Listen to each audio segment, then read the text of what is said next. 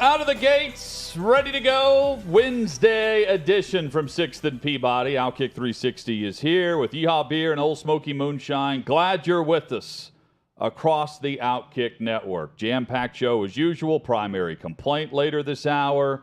Mark Harris from OutKick.com will join us. He's covering the LIV Tour event that's taking place where I think Clay is playing with Phil today. Currently on the course. Amazing. Michael Fabiano, amazing with his information on fantasy football. He's made a career off of being right about fantasy football projections. He will be with us in hour number 3. NFL news galore today. Gentlemen, good afternoon. Good afternoon. Primary complaint a little bit later. We'll be fired up and ready to go for that. And I'm fired up for a big show today. I got a throbbing ankle under here, gentlemen. I stepped on a new curb out at Titan's facility yesterday, and I have to admit, at 53, I've twisted my ankle so many times. You guys might be reaching this stage that now, once in a while, I do it, and I expect it to be bad, and it turns into nothing because I think I'm so loose that they've been done so many times it doesn't turn into anything. So I was hopeful yesterday when I did it that it'd be nothing. But in fact, it's something. It hurts like hell. So I had some ice under the desk yesterday for a little while. It does not look fun or something that you would want to deal with. What's funny is it's really swollen on the right side, and usually it's one side or the other side, but it's really swollen on the right side, but it really hurts like hell on the inside, not where the swelling is much less. And so my Iron Tribe is going to be on hold a little bit here, and I'm really disappointed because I'd been on a good streak, and I would have gotten up at 5:55 this morning and gotten a workout. It's all going to hell now. Not much I can do. The whole workout routine's done. Jacob, go get me 6 tacos. One thing will derail the good eating and working out, and that's a torn ankle. As Treylon Burks gets into shape, Paul falls out of shape. Well, I had a physical this morning, and there's no doctor-client confidentiality with us in this show. So I'll tell you all about my doctor's appointment now. How many costs? Well, I knew going in, first off, my blood work's going to be just awful. Because I've spent 2 weeks, one as a bachelor, eating nothing but, again, let me back it up, Paul. 2 weeks, one as a bachelor, eating nothing but fast food. Yes. Week number 2, continue, eating enormous portions in Nebraska, like we always do. I mean, I'm getting 3 and 4 plates. But vegetables. Of everything. We had like 2 or 3 straight days, we ate like nachos. Oh. Like there were tacos prepared, and it's just nachos Not your typical chips meal, I would think of. Everything. And then I'm having dessert for lunch. I have lunch, dessert, dinner, dessert each time. So we go big there. I mean, we eat the entire time, start to finish. You're looking forward to the next meal, and it's all delicious. So I knew going in, I didn't know I was having a physical until 2 days before. They surprised you with the physical? Yes. Because the surprise physical, they knock on your door. Here's Surprise! what happens. It was USADA at his doorstep. No, we do it a year out, right? I get a physical once every year. I never put it in my calendar, right? When they give you the little card. By the way, my primary complaint is going to involve a doctor's office coming up later too. But they give you the card with the appointment, and I failed to put it in my damn phone. So it sneaks up on me every time because I get the call that says, hey, 2 days you got a physical. I'm like, that's not going to be good. So we get back, and Sunday night I had a little bit of ice cream left that I bought when I was home alone. So I say, I'm going to eat dessert for the last time for a month. I'm not eating any form of dessert for a month after this. Eat that. I said, that's it. I ate well yesterday. I've eaten pretty well today so far. That's Tuesday. Now we're on Wednesday. Monday, Tuesday, I've eaten well. Went to the doctor today, and I told him, I said, first off, yes, I need to lose about 10 pounds, and that's going to happen now that I'm eating better. I probably gained 10 pounds in 2 weeks. I don't think that's an exaggeration. It's happened. So the scale showed that, in fact. So I said, I'm going to lose that weight, and I'm just going to warn you. It's always great when you come and you warn your primary physician that this blood work is going to be atrocious. It's probably going to look bad, but I'm not worried about it because I feel fine. There's no big issues going on. There's nothing to be concerned about, but there could be some warning signs there of things that probably don't exist because I've been a complete glutton for the last 2 weeks, and I've done this before where this happens. I remember when I was in my 20s. The doctor's like, let me guess, sir, bachelor weekend. Well, that's funny enough. In my 20s, I had this happen where I had a Monday morning physical, and I had friends from college in over the weekend. It's probably late 20s, and just drank the entire weekend, go in on Monday morning at 8 a.m., and suddenly I've got to get a biopsy on my liver because they look at the liver enzymes that are elevated at that point. You schedule at the end of the good month, not at the beginning. Did he respond by, hey, Chad, I've got to warn you, and while he's putting on a latex glove? No, we don't do that yet. I did ask about prostate. I'm 40 now. I said, when do you do the PSA screening? And he said, if for African-American men at 40, for you at 45, there's a higher instance in African-Americans. So I said, okay, that's good. The other thing I asked about was testosterone. I said, I'm not looking into taking that right now. I'm just curious what the physician's stance is on I just know the street value of testosterone clinics. And, oh, by the way, I might get into some bodybuilding, some light bodybuilding. And WWE's in town this weekend. I was actually talking with Triple H on the phone last week, and I was wanting to get his workout regimen. But I asked about that. I'll tell you guys about that off air because I don't want to insult any sponsors or potential sponsors out there. I love when I make Jacob laugh the other room. So the other thing that that came up this time that it's always been a point of pride with me is the nurse will take my pulse. And almost every time they say, man, you have the pulse of a marathon runner. It is remarkable how steady and low your pulse is. Like, do you run marathons? And I'm thinking, look at me, I do not have the build. It's you and Jimmy Johnson. To run marathons. No, I don't run marathons. Well, today they take my pulse and she says, let me test that. Give me your finger again. Let me test that again. She said, this is a little low. I'm thinking, so I went from a 58 to a 54, and I would think that's a good thing. And now they're thinking, your heart rate is low. Not only am I so even killed that before it was a point of pride, now it's it's a little, your heart rate's a little low on there. And I'm thinking, is that good or bad? And then she says, what is it normally? I said, well, my Fitbit says when I'm asleep, it's 55 or 54. And she said, okay, that's probably fine. It's 58 right now.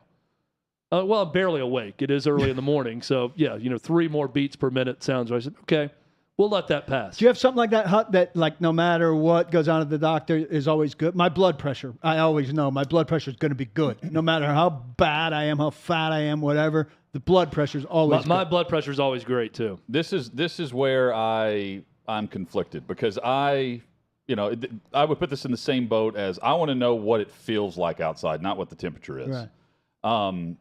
I don't understand preparing your body for a physical when there's preparation needed. I'm getting the physical to know what I'm doing on a daily basis in order to find out what's going on inside of me based on my daily regimen, not based on the preparation made for said physical. Well, if you got insurance premium, I think it's less about preparing the way you're saying, Hutton, and changing everything to trick it. It's about avoiding tricking it the other way. So I am tripping it up. I have lived 2 weeks, but that's not my daily regimen. That's much worse. So I went to the physical tricking it the bad way. So you want to avoid that because I don't want to be prescribed medicine I don't really need. If I could eat better for a week and drink a lot of water and then come back and do the same blood test and everything's fine and normal, you want to avoid that. But it's a good point. You don't want to go into it, live a terribly unhealthy life for 11 months and then decide, hey, for a month I'm going to live right to trick the physical into what I'm not. No, I know he's going to tell me to lose weight and put on muscle and all that, so I try to get somewhere in the rhythm that he's looking for me to be in by the time I get there. There are people that will go on supplements and stuff trying to get all their vitamins up to a certain level, and I'm like, what? Why does it matter if you're – the whole point of the physical is to determine where you're deficient, not what you've done well over the last month to prepare for this pop quiz. Some people do it for insurance premiums. Like your cholesterol level, you got to get it down to get the physical the insurance premium. It was also funny that I came in, I said, I'm going to drop 10 pounds. I'll do it quickly because I know myself and I know that I'm going to be disciplined enough to drop the weight quickly and I'll be in the range that I like. And then at the end of the physical, he said, all right, so you're good, healthy, lungs, everything, reflexes sound great, breathing well, everything good. So we'll drop about 15, huh? I'm like, 15. Got it. Because I said 10 going in. He's like, so about 15, you'll be perfect. Thinking, all right, I'll do my best. I think 10's better, though. I think I need that extra 5 and not go down 15. Jacoby Brissett and Deshaun Watson are splitting reps as the Browns begin practice in Cleveland as they await whatever's going to come of this Watson suspension. Not much was said by Stefanski today other than they are preparing for both sides of what could come. The suspension, they're going to make sure that they have their number one quarterback ready. That's Watson. As soon as he can play, he will play. They made that clear. And they also said as of right now, they're treating him as the number one because it's business as usual. Not business as usual, though, to split first-team reps, which they've done from the jump in today's practice as we await things there. The hold in, not the hold out, is becoming the norm. We saw this from Jeffrey Simmons here in Nashville with the Titans during minicamp. We're seeing it right now, at least in two camps specifically. First in San Francisco, Deebo Samuel, we know is going to get a contract extension because their head coach and general manager have both talked about that yesterday. Deebo Samuel was not practicing with the team today, although he was working on a side field or working on his own indoors, something of that nature. In essence, a hold in, not a hold out as they work on this. Same for Derwin James with the Chargers. This is the time where it becomes mandatory $50,000 fine, $40,000 to $50,000 fine per day that you hold out. But if you report to camp and you have your head coach and everyone involved on board with whatever you're doing off to the side, technically you're there and you're not getting fined. Yep. So they during minicamp, if you were not there and then you showed up, the team could waive the fine or they could fine you. Now it's mandatory. It's coming out of your check whether the team at the end of the day wants to do away and erase the fine money or not. They can't. Yeah, it's $40,000 a day if you're on your initial contract, $50,000 a day if you're on a second contract. So that's those are the two players that we await for a new contract. There's also one in Chicago that I need to do some digging on because the Bears were also mentioned as a potential hold-in type situation to begin camp. And it's officially happened. It took 2 incomplete passes from Mitchell Trubisky as they began Steelers camp for chance of Kenny Pickett for the Pittsburgh Steelers at an open practice today with fans. There you go. There you go. Two passes in. Regarding Jeffrey Simmons, he said he's not talking about his contract. Nick Bosa, in all of this openness in San Francisco, has apparently said he's content to wait until next year, and the 49ers have pretty much said that. I think that hurts Jeffrey Simmons. Yep. While Nick Bosa is making good money this year because he was the second or third pick in the draft, so he's got a much bigger base salary. His base is over $10 million. Jeffrey Simmons needs somebody else in that class to get an extension who's ahead of him to set a tone, a precedent that people are getting extended out of that class. The Titans, I think, on their side can say, look, nobody out of that class is getting extended, so we're not extending you. I think Bosa being content to go forward without an extension hurts Jeffrey Simmons' bid for an extension. And this is where his injury really sets him back because he has lived up to the expectation of this. Whenever he was drafted, he was positioned as he fell where he did because of the offseason injury in preparation for the combine. Had he not had the injury, he was a top 10 pick. And had he not had the injury, he'd be making $10 million or around $10 million this year. And instead he's making $2 million. Yeah. And it's the same round. You know, there's a huge drop off there. Yeah, it's surprisingly big for slotted salaries that it goes from 10 for Bosa, who was second, I think, maybe third, to 19 being 2. That's a lot. Yeah. Hit us up on Twitter at OutKick360. Paul, Treylon Burks had a splash play. I mentioned that the Steelers were chanting for Pickett on the second play of camp, or the second incompletion. Tannehill today for the Titans practice came out firing, going deep, and connected on a diving attempt by Burks. He hauled in a pass that was the second of the day, I believe, for Tannehill. Yeah, he came out 7-on-7, threw deep down the middle, Nick Westbrook-Akina on the first one, and deep up the left side. I wouldn't call it a dive. I'd call it a stretch to Burks. Up the left side, beat Christian Fulton on both. So, of course, some people joking on Twitter, time to be concerned about Christian Fulton.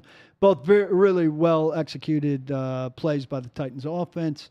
Burks had another one where he's kind of awkward and slipping, but a ball that Tannehill threw just short to the right, but Tannehill threw it before Burks turned.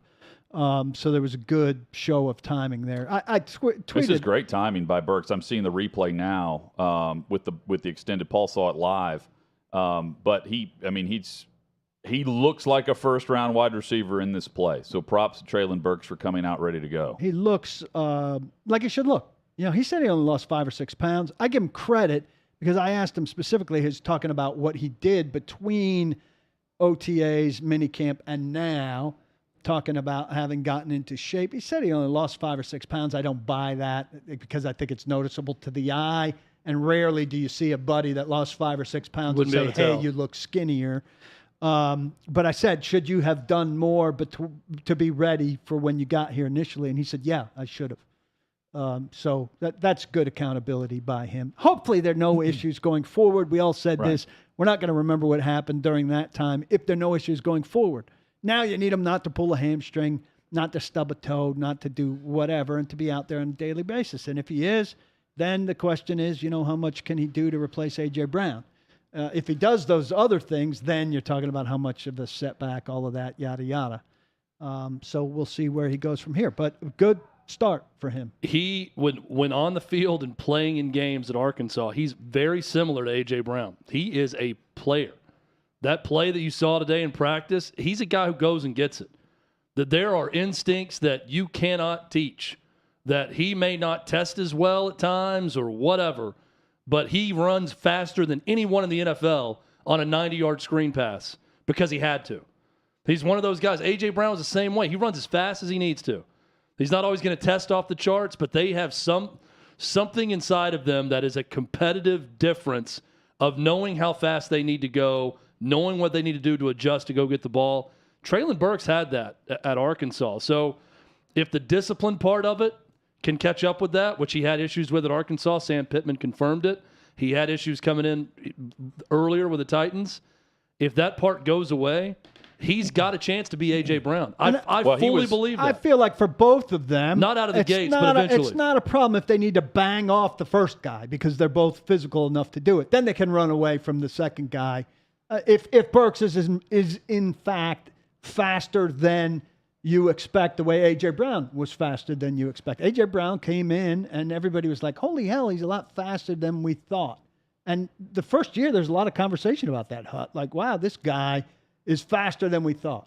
Virtually everybody said it. Yeah, and that may be the case with Burks. I think the weight issue is going to be an issue early in his career. Just by his body build, and I don't know what was expected of him at Arkansas. He's listed, I think he was listed like 215 at Arkansas. He was not 215 at Arkansas. He weighed in at the combine at 225. That's Treylon Burks in shape at the combine at 225. So I look at him as playing a bit heavier at Arkansas than maybe where he was listed, and he came in heavier than where the Titans wanted him this offseason. He's back down, it seems like, to where they want to be. But 225 is also where A.J. Brown was listed on the weight portion of the spreadsheet, so to speak. So, I don't know what the target goals are there, but the offseason, in-season version, to Chad's point, what we saw from Treylon Burks in the SEC is not the guy that we saw this offseason here in town. I'm not a body composition expert by any means, but looking at Treylon Burks when he was here earlier, he looked to be in the 240s. I would say. Yeah, and he's heavy. Probably, but also he doesn't have to be 225 to play at a high level. Right. I think 230.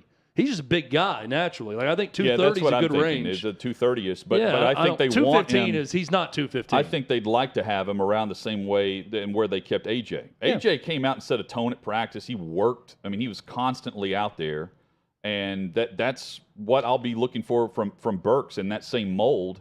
And if he keeps that regiment, he's going to keep the pounds off. So I don't think it's an in-season issue as much as it is the big breaks and, are you doing the right steps to keep your body in the pro style management. And if you're a rookie, you're just drafted and you're done with the combine, you're done with the final test and all you have are meetings, maybe it's tough to stay in that same mindset. It shouldn't be moving forward. He admitted it's a mistake. It sounded like he had the right tone with answering all that today, which is great. Yep. Good start. How was Tannehill on day one? I thought he was good. He was sound. It was interesting. Not a lot of people were paying attention to it. It was during special teams. They started at the 8-yard line, took quick 2-step drops, and they were throwing to a garbage can, a fade to the back pylon. And Tannehill hit the garbage can, missed the first one, hit the garbage can on the second one, buried the third one. Woodside went 0 for 3, came around for a second turn, went 0 for 3. Malik was 0 for 3. Pat O'Hara missed the first one, the quarterback coach, hit the second one.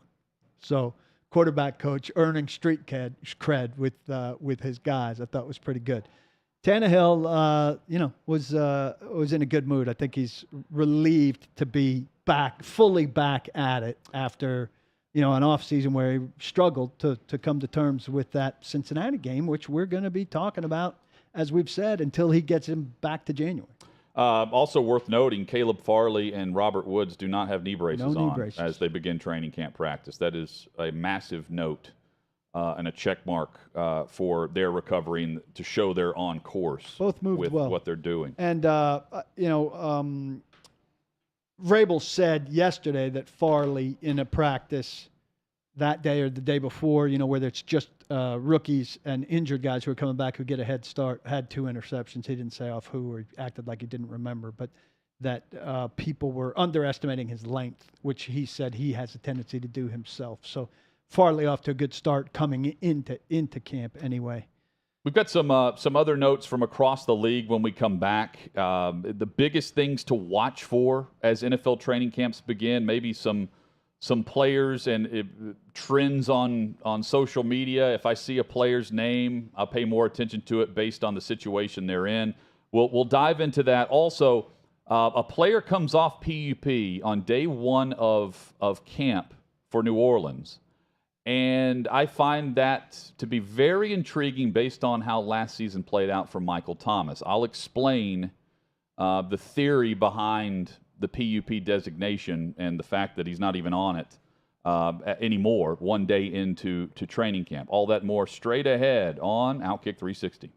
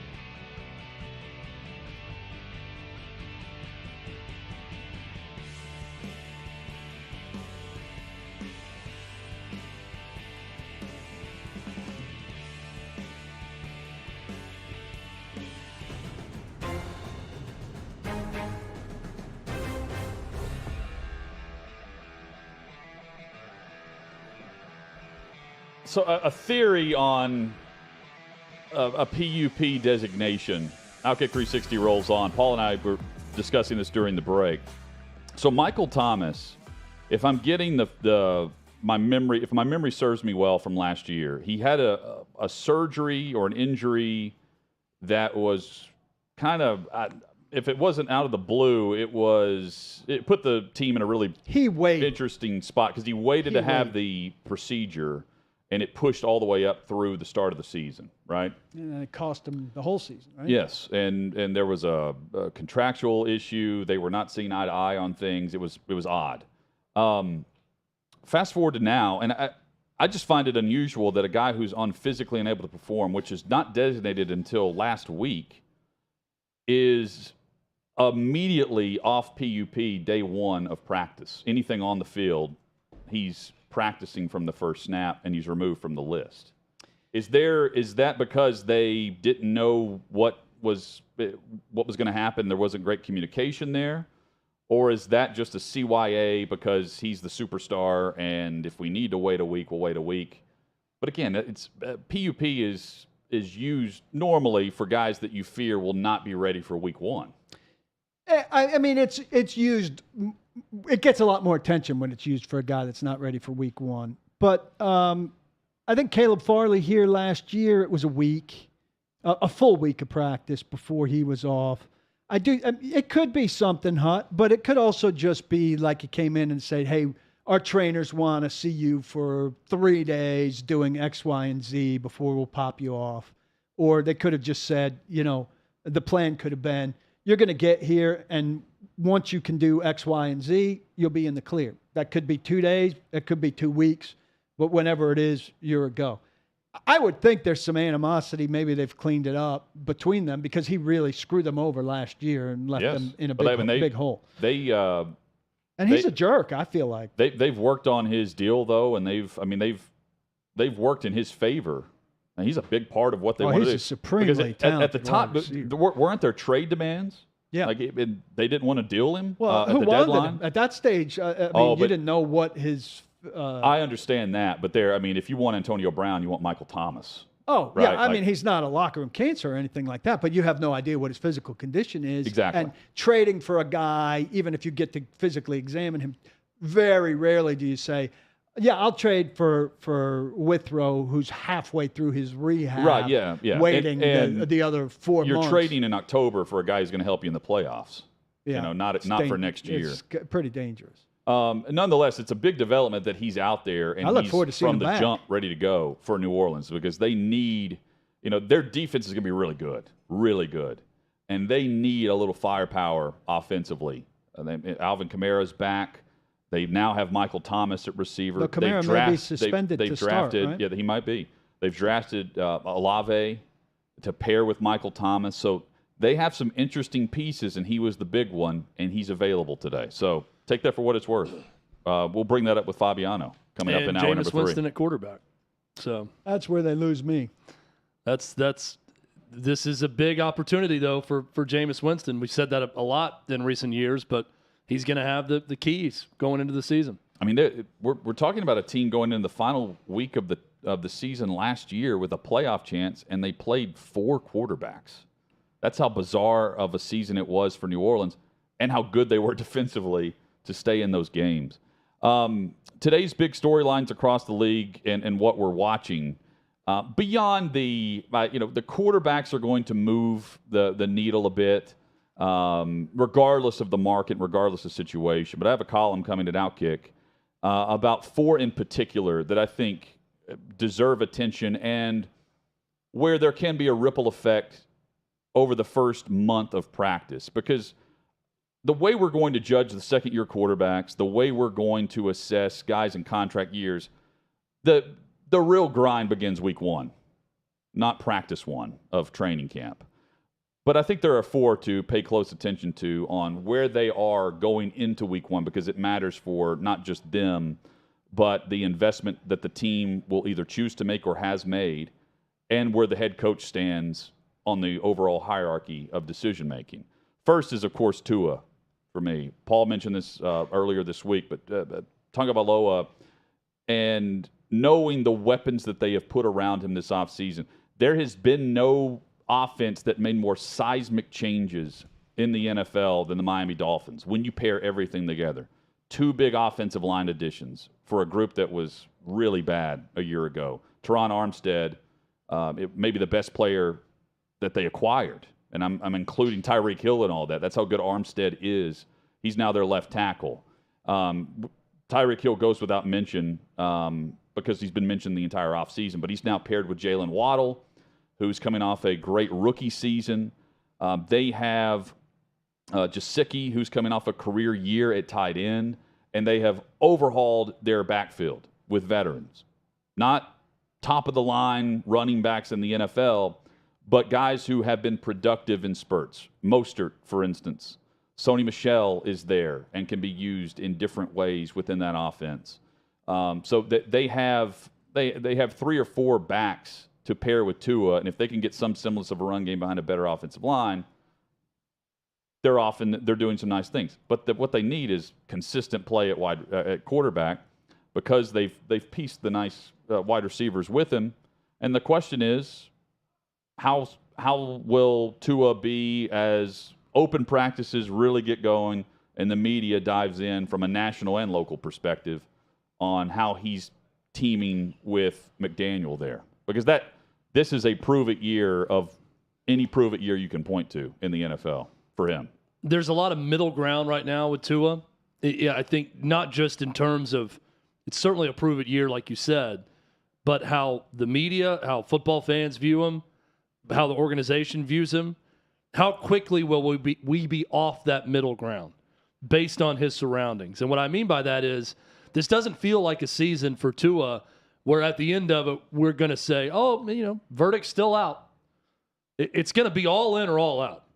He is going to get these pieces around him and take off and look drastically better because of a better surrounding cast, or he's going to stay the same or get worse, and then we're going to have our answer that way also.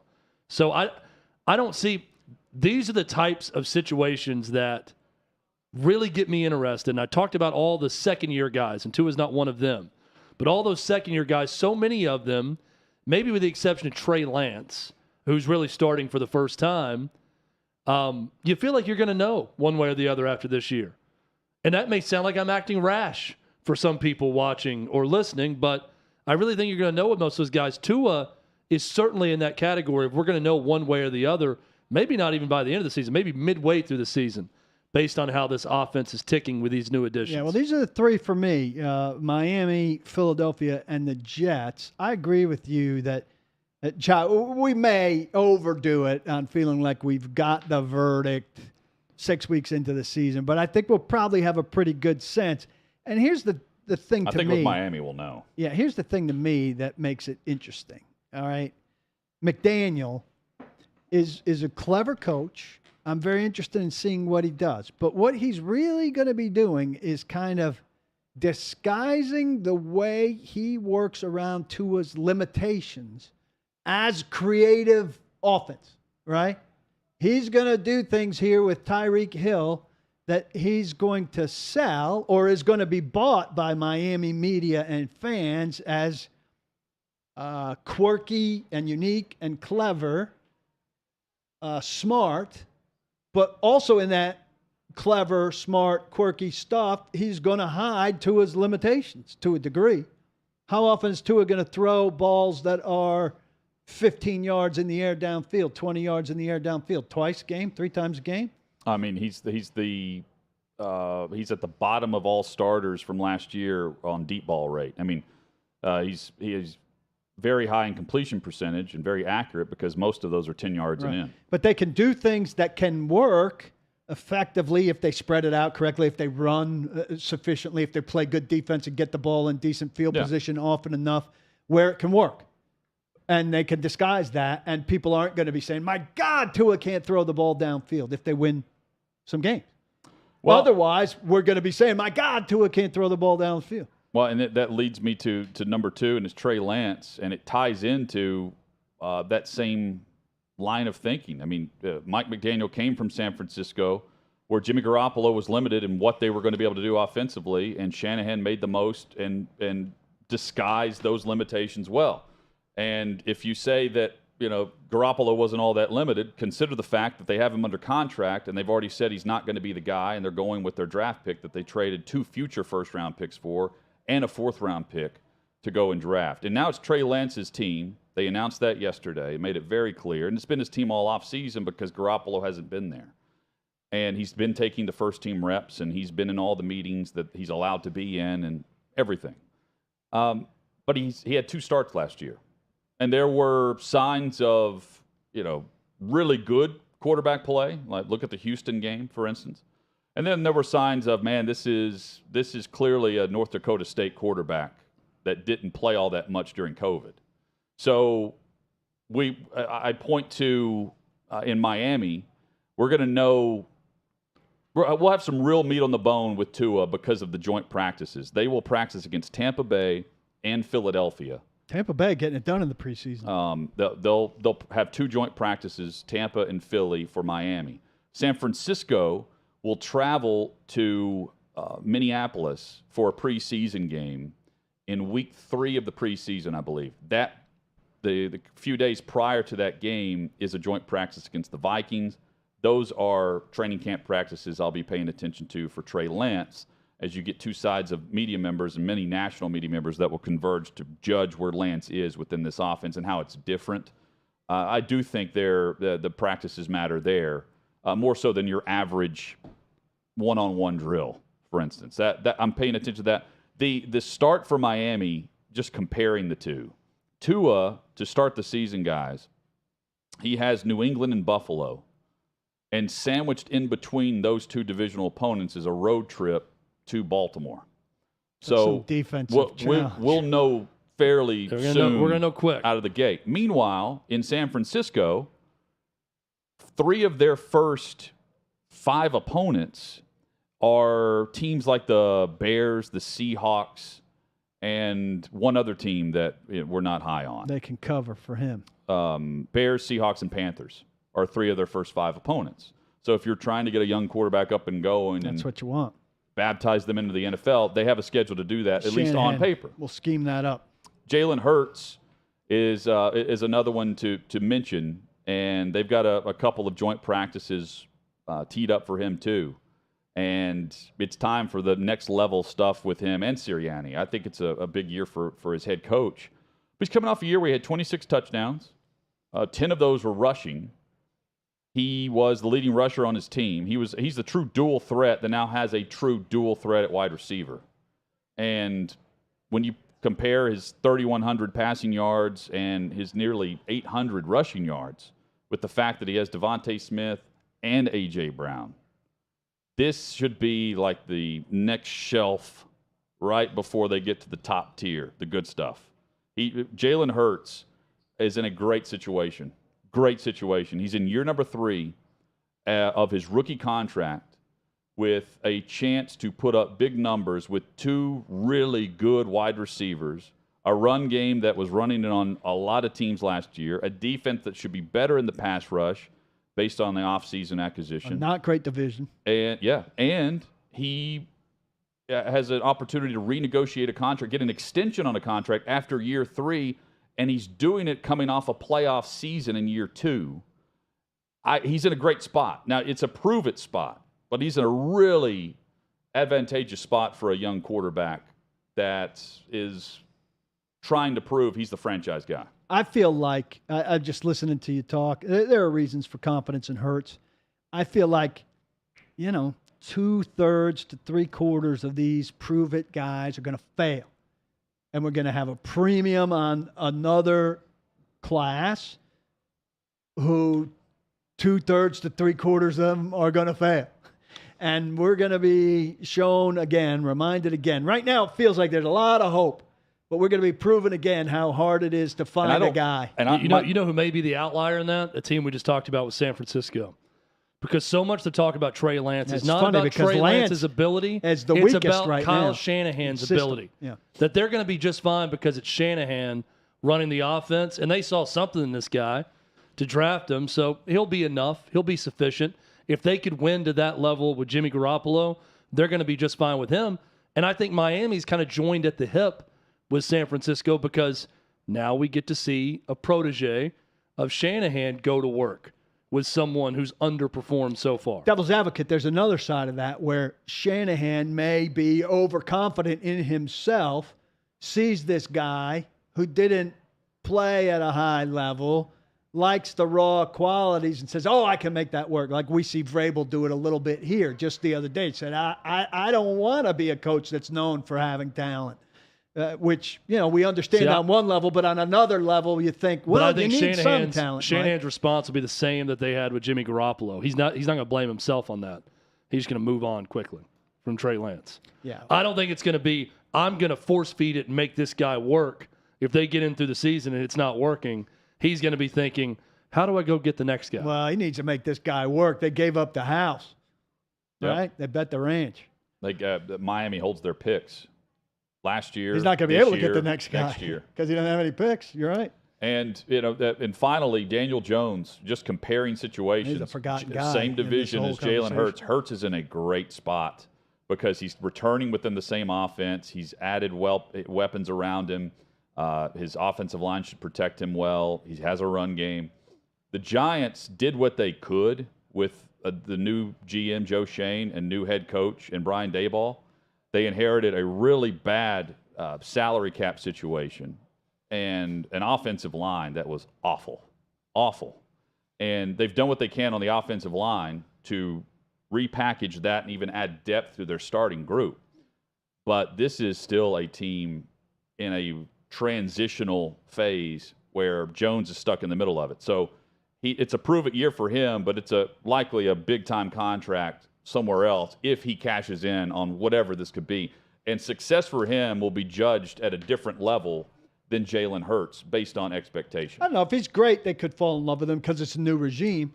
And I think that's his hope. Brian Daboll is his hope. Well, here's the problem. He has a new offense, and it's Daboll's system, but they also brought over Mike Kafka from Kansas City.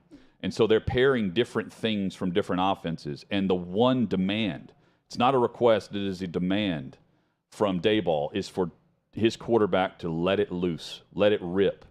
And what happened last year? Yeah, he's not a let in it year rip guy. 3. No, yes, he is. The problem is he had 51 turnovers combined over his first 2 years. And last year they demanded that he tamp it down and keep everything smart and simple. That's and what safe. I was saying. And he protected the football, but he didn't risk it. And this is a quarterback through the first 2 years who did it and turned it over. They're now telling him he has to let it rip within their style and their system.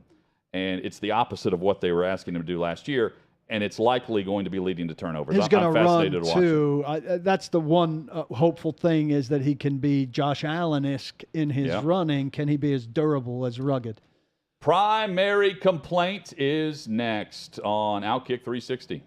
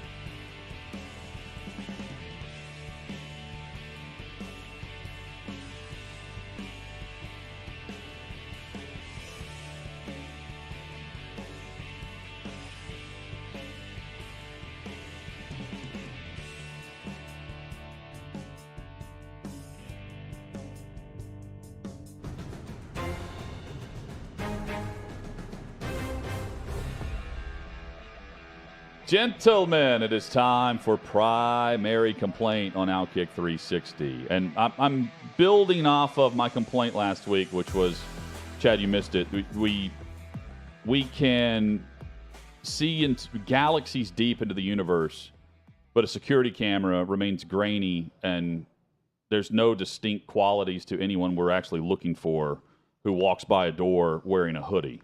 Just very grainy, and the technology doesn't match up and equate for me. And it's the same for UFO sightings. I scrolling Twitter this morning, last week, 2 months ago. You hear about all of these unidentified flying objects, but you don't hear or see any photos from some of the major markets and cities across the globe where the main population resides. We always see these grainy photos from Skinwalker Ranch, Utah, or Groom Lake, Nevada, 100 miles off the coast of San Diego in the Pacific Ocean, Kelly, Kentucky. And all of these just happen to be taken on a cell phone at best that reaches the qualifications that Chad Withrow keeps in his pocket. Not on any of the upgrades that I get and have, even if I don't want an upgrade on my iPhone. I want some big-time evidence from the world who sees these things using a device that actually captures this, not just because in real time, but just a single photo. I would take that. The problem is it doesn't exist. That's my primary Why complaint. can't Annie Leibovitz be shooting this? So my primary complaint this week, I'll keep it very simple and short. If you were taking reservations or appointments in any way in the year 2022, and I'm calling out my doctor's office with this, and I love my doctor and I love everyone that works there. Love, love, love. You need to be able to text someone reminders. You need to be able to shoot them a text, give the reminder that way. That way I don't get 4 or 5 calls from different people going on shift that's working as the person working the front of house at the doctor's office to confirm my appointment. Text, restaurants, doctor's office, text. That's the way to go. That's my primary complaint. My primary complaint is unfortunately going to be the wave of the future, dynamic pricing through Ticketmaster, which controls the world. If there are 2,000 people in there going after 25 tickets, the price goes up. This is happening with Springsteen, who's getting just destroyed for it, and certainly he's responsible for it. But look, what happens is you don't want the ticket at the price that's in there, so you go out. But you come back in because you're optimistic the price is going down. It's not going down, and the prices are through the roof. Of course, I bought for 3 shows anyway, but so he wins. He paid the price. He wins. Should we be complaining, or should Rebels fans be complaining about Matt Corral's comments on Ole Miss? That's next.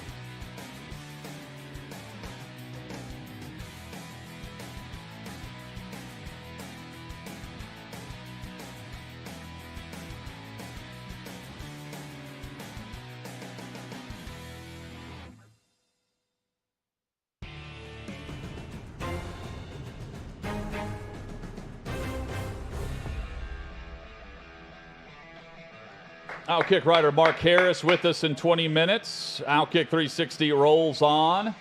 Wednesday edition. 6th and Peabody, our location with Yeehaw Beer and Old Smoky Moonshine. Old Smoky and Yeehaw up in New York, in the big city today, meeting with Fox. Fancy. Got some cool pictures there from the world headquarters. We've got you covered on all of the news and notes across NFL training camps. We mentioned to start the show, it's officially happened. 2 passes in, the demand in Pittsburgh for Kenny Pickett. So no interceptions either, just wobbly, underthrown footballs from Mitchell Trubisky. It's reasonable. And so it begins, yes. Matt Corral recently had an interview with the Charlotte Observer, and I feel like it was a fairly innocent response that is being blown out of the water a bit, but I'm eager to get you guys to chime in on what he was getting at here. So Corral was asked about, hey, when's the last time you went through a quarterback competition like this? Like, are you prepared to battle with Baker Mayfield and Sam Darnold, knowing that Scott Fitterer and management called Corral after they had made the trade for Baker Mayfield to let him know that the plan, what they told him on draft day and that weekend, remained the same. Like his foothold with the organization and the commitment based on the draft selection remained the same, and he expected to come in and get to work, and as you would with any quarterback. But the quote in response, I thought was extremely honest. He since has texted Kiffin to clarify what he was trying to say, but he said he took the easy way out by going to Ole Miss to avoid competition because he knew he was going to play immediately. And he regrets that. He regrets not facing more competition at his position during college. This is a 3-year starter at Ole Miss. He played some his freshman year. And a guy that did some really great things within Lane Kiffin's offense. So I don't think he's hating on Kiffin or Ole Miss. He's hating on the fact that he made his selection based on the competition level.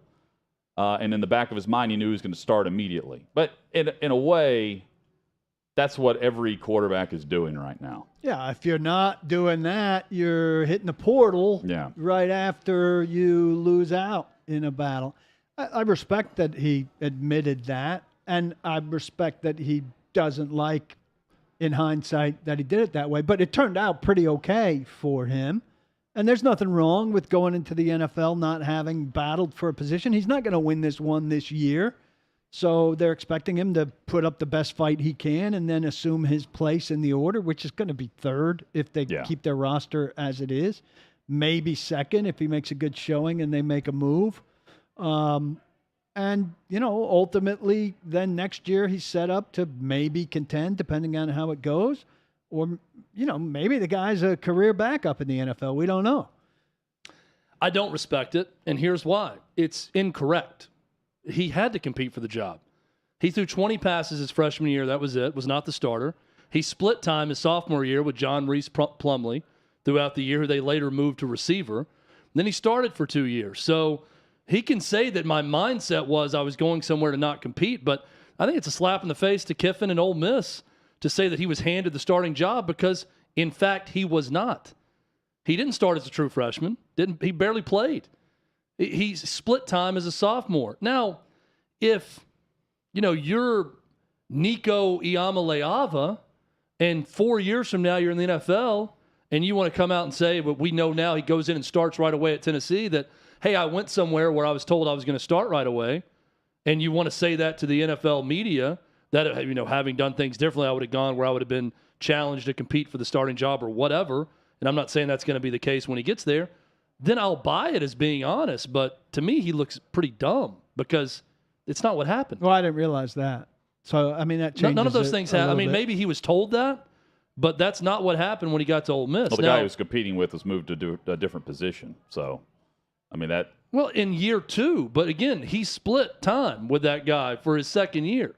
He's saying that he went somewhere where I was going to play right away. He did not. He sat a year as a freshman and then split time his sophomore year and started his junior and senior year. He didn't say he felt he was going to he went somewhere he's going to start immediately. He went somewhere where he felt like he was going to play right away. That was the quote. And he regrets doing that because I don't know what it was down to, Ole Miss and who for Matt Corral. But maybe that's the point, is he's thinking of the other option and chose not to do that because he wasn't sure if he's going to start, period, based on the other option. Matt Corral's got a very sordid past in high school where he had a lot of options because he got into a big fight in high school with Wayne Gretzky's son, I believe it was, and got kicked out of his high school. And a lot of offers, big-time offers, came off the board. Well, so that among other things. I think his options were pretty limited to Ole Miss and some others at the time, and he went there with Matt Luke, who was the head coach at Ole Miss at the time. So I think that's important to put in the story. But the quote that I'm reading is, quote, "I took the easy way out because I felt I could play right away." Okay, that's fine. Felt you could play right away. Knowing what I know now and trusting my instincts and trusting my work ethic, I would have went to a place that would have made me compete. That's where I take exception to it because, in fact, he was made to compete because he didn't start right away. In fact, he was not the full-time starter until year 3 at Ole Miss. So, look, if I'm an Ole Miss fan, that rubs me the wrong way. He's a great player. I'm not saying they should stop, supporting Matt Corral after what he did for Ole Miss, especially him playing in that bowl game and getting injured where he didn't have to. And a lot of other people would have not played in that game, even being a New Year's Six game in the Sugar Bowl. So I give Matt Corral all the credit in the world for stepping up to the plate and playing for his teammates in that game, even though he was injured in the game. And I'm a big fan of his from that point on. But, I mean, if I'm an Ole Miss grad or Ole Miss fan, yeah, I'm a little angry. And if I'm Lane Kiffin, I would want a text message explaining himself if I'm him. I don't say he has to do that. I know he did, which I think is the right thing to do. But my issue with it isn't that he said it or he's being honest. It's that it's not correct. You can say I went there because I thought I was going to play right away, but to say I would have gone somewhere that would have made me compete, well, you went somewhere and clearly had to compete because you weren't handed the job. Well, but again, I'm saying he went somewhere where he had to compete versus choosing to not to go somewhere else to compete more. That's how I read into the conversation he was having with the reporter. And now it's strictly about that because next year he's either going to have to beat out Baker Mayfield or another veteran that they're going to bring in at this time of year. For sure. Or this time 12 months from now. We'll be discussing that with Corral. Because he's a late third-round pick. So nothing's going to be handed to him now. And he didn't get to choose a situation either. I also like the way Kiffin handled it. He was asked about it, and he said, well, first, he's a rookie. He sent me a text message, I'm guessing immediately, to explain himself, and we had a conversation about it, and I told him, this is a 48-hour news cycle at most, and not to worry about it. Yeah, I don't think it's a big deal. I mean, it's not a big deal. Well, it's a big deal to Ole Miss. Conversation. I think that's based on how Kiffin reacts to it. It's a big deal from the college perspective with Kiffin and Ole Miss. Yeah, absolutely. It gives, and again, let's keep in mind he committed to Matt Luke and not Kiffin originally. He played more for Kiffin, but the big deal for Ole Miss is you don't want to be perceived as a program that is second rate and good players go there to not compete for their position. Right. And that's what there's no other way to take it when he says it that way, as I would have gone somewhere that made me compete. I would have gone somewhere like Ohio State or Georgia or Alabama. I'm reading it that way, where I would have had to compete for the starting job with other great players, as opposed to little old Ole Miss, where I was just here's the keys to the castle. Yeah, I get that. And you play right but away. I also think Kiffin could easily take this and spin it and go, I just won the most games that we've ever won here with this guy. Sure. I didn't have a lot of problems with Matt Corral as my quarterback, no matter what, the revisionist history is about. It's going to go away, but I have no issue with an Ole Miss fan taking that the wrong way. Yeah, I get that. If I'm a fan of that program and I legitimately want to get in the mix with a great coach now in Lane Kiffin, who already got you to a New Year's Six game, if you're thinking, let's keep this thing rolling and let's go beat Bama one of these years, as Lane Kiffin continues to rib Nick Saban, even with another tweet yesterday, let's make that happen. I don't want guys that are perceived as sort of mythical, legendary on that campus with the way he played the game to be saying things like this about his alma mater where it's just a place where you go and you don't compete for jobs if you're good. So I get it if I'm an Ole Miss fan. He was originally committed to Florida and then flipped to Ole Miss. And 5 years ago, Emory Jones was coming in as a freshman. Kyle Trask and Felipe Franks were there. Did he have the Florida offer after the incident would be my question. The headline from 24/7 Sports is he had flipped his commitment from Florida to Ole Miss. And he was a four-star recruit at the time. So, I mean, if he's looking on the two situations, where he ended up, where they eventually moved a quarterback to a different position, and he balled out. I mean, he was a great college quarterback, Matt Corral. No one's questioning his toughness or his mentality either, including those at Ole Miss. But it's an interesting comparison. And by the way, Dan Mullen was coming in at that time. So you've got all this playing a factor for Corral at Florida. I just don't know that it would have been that much easier for him. When has off-the-field incidents played a factor in Florida commitments? I don't know. That's a good question. I don't think it does. But again, Jordan Te'amu was the quarterback when he got there. Started a year. He came in mop-up duty. He split time with a running quarterback in John Reese Plumlee in year 2 and started as a junior. He was better than Emory Jones. I mean, he would have started. So if he goes to Florida, is he making the same comment? Maybe. Maybe he's saying, hey, I would have gone somewhere else that offered me where I truly could have competed. Richardson would say the same thing last year about Emory Jones. And Dan Mullen wouldn't play him. And just like, again, we're circling back to proving my point over and over again.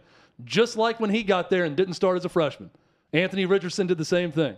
So I just don't buy what he's saying because he didn't play right away. If he'd have started game 1 and been a 3-year starter and gone pro, but again, I think we're parsing the conversation. I am saying how I took it was he went the route where he could have the option to play faster, and that's what he regrets. Could have, but didn't.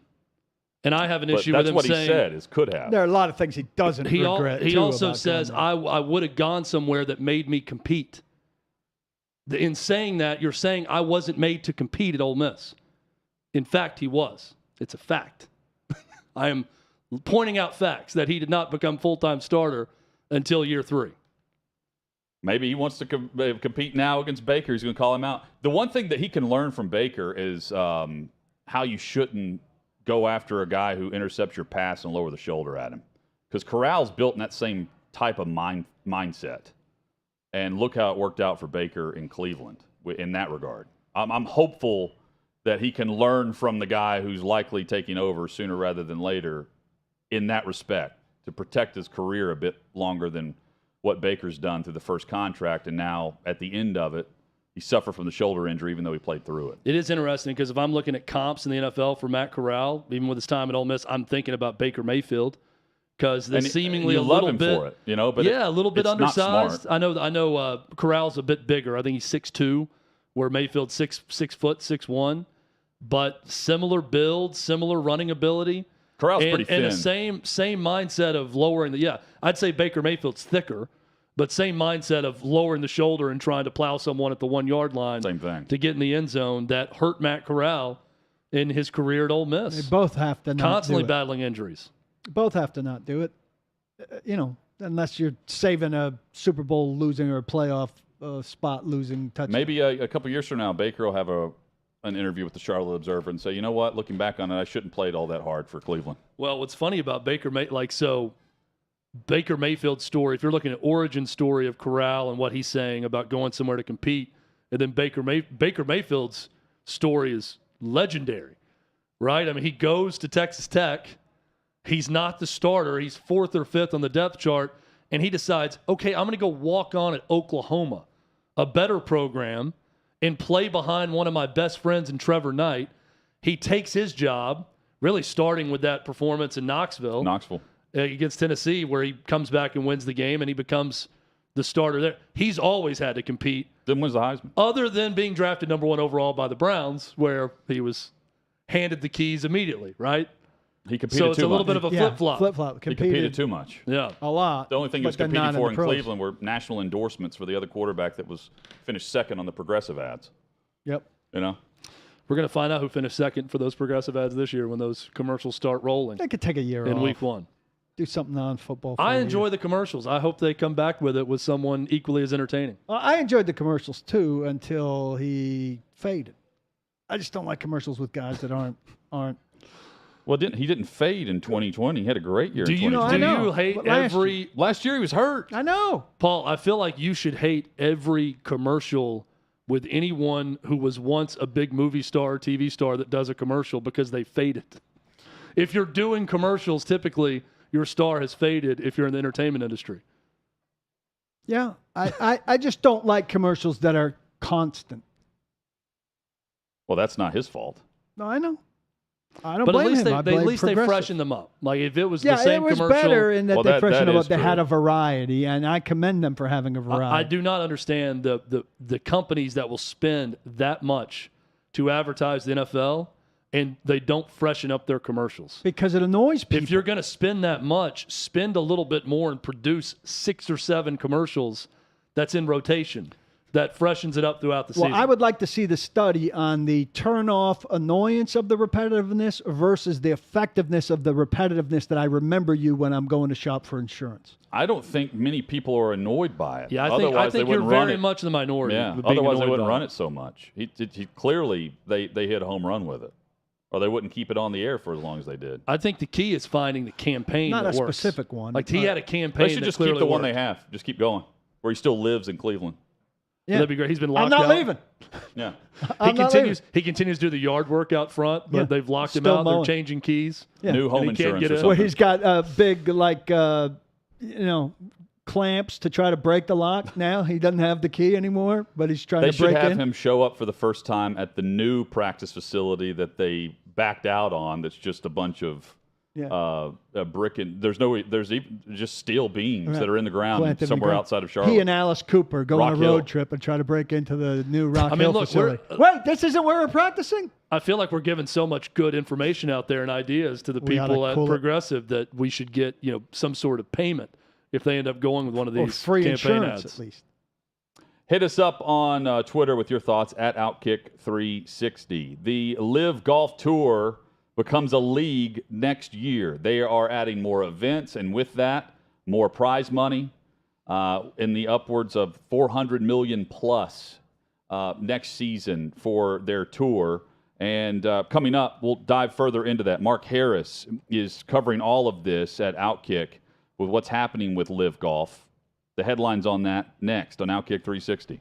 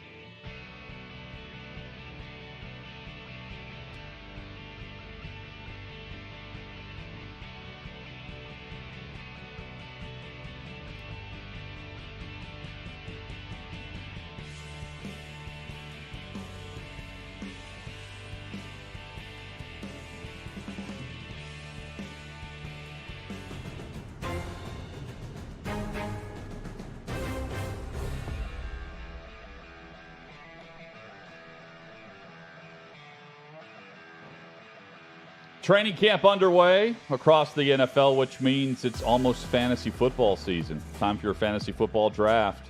One of your 13, most likely. We've got Michael Fabiano coming on with us in about 35 minutes.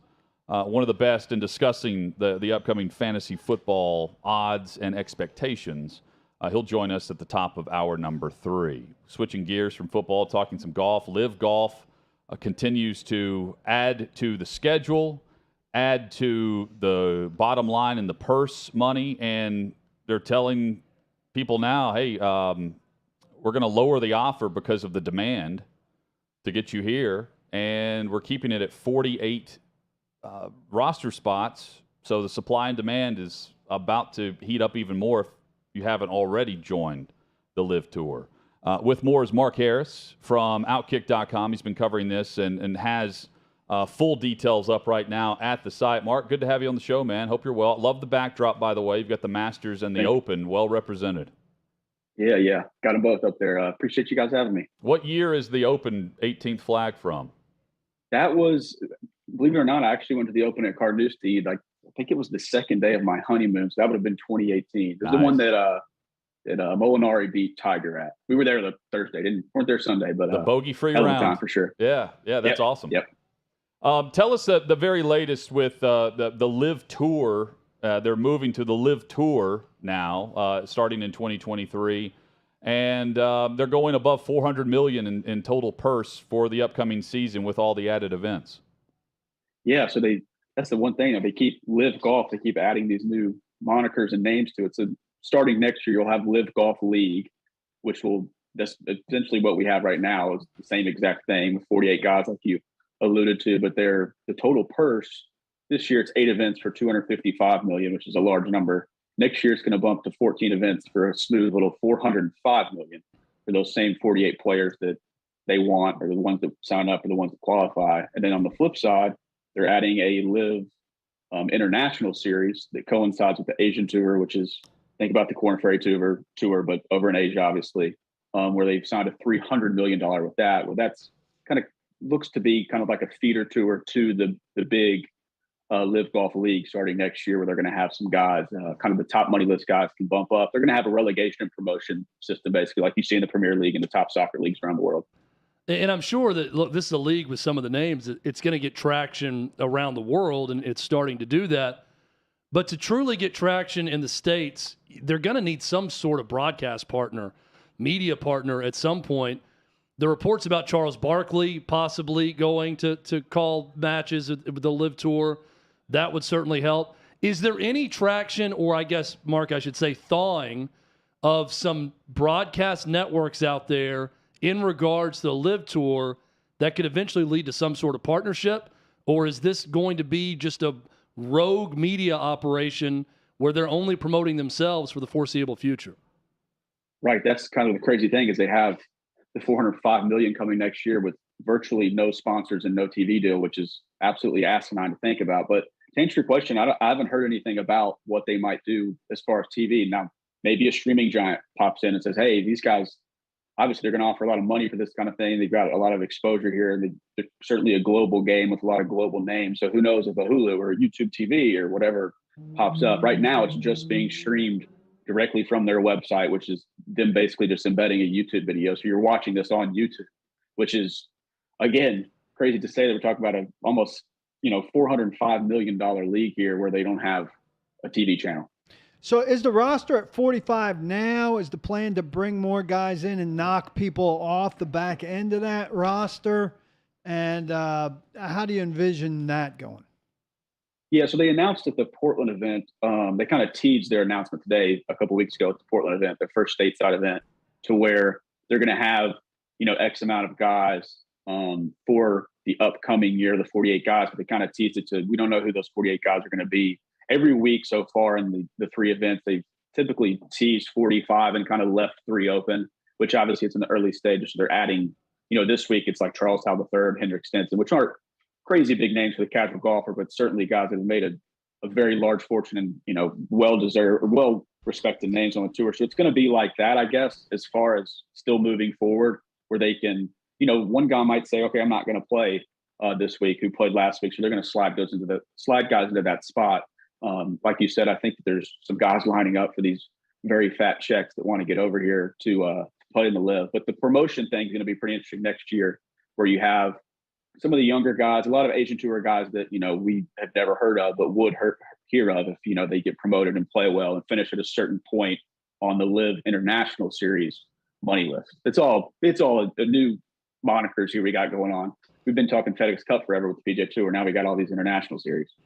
So Phil Mickelson goes and gets crushed.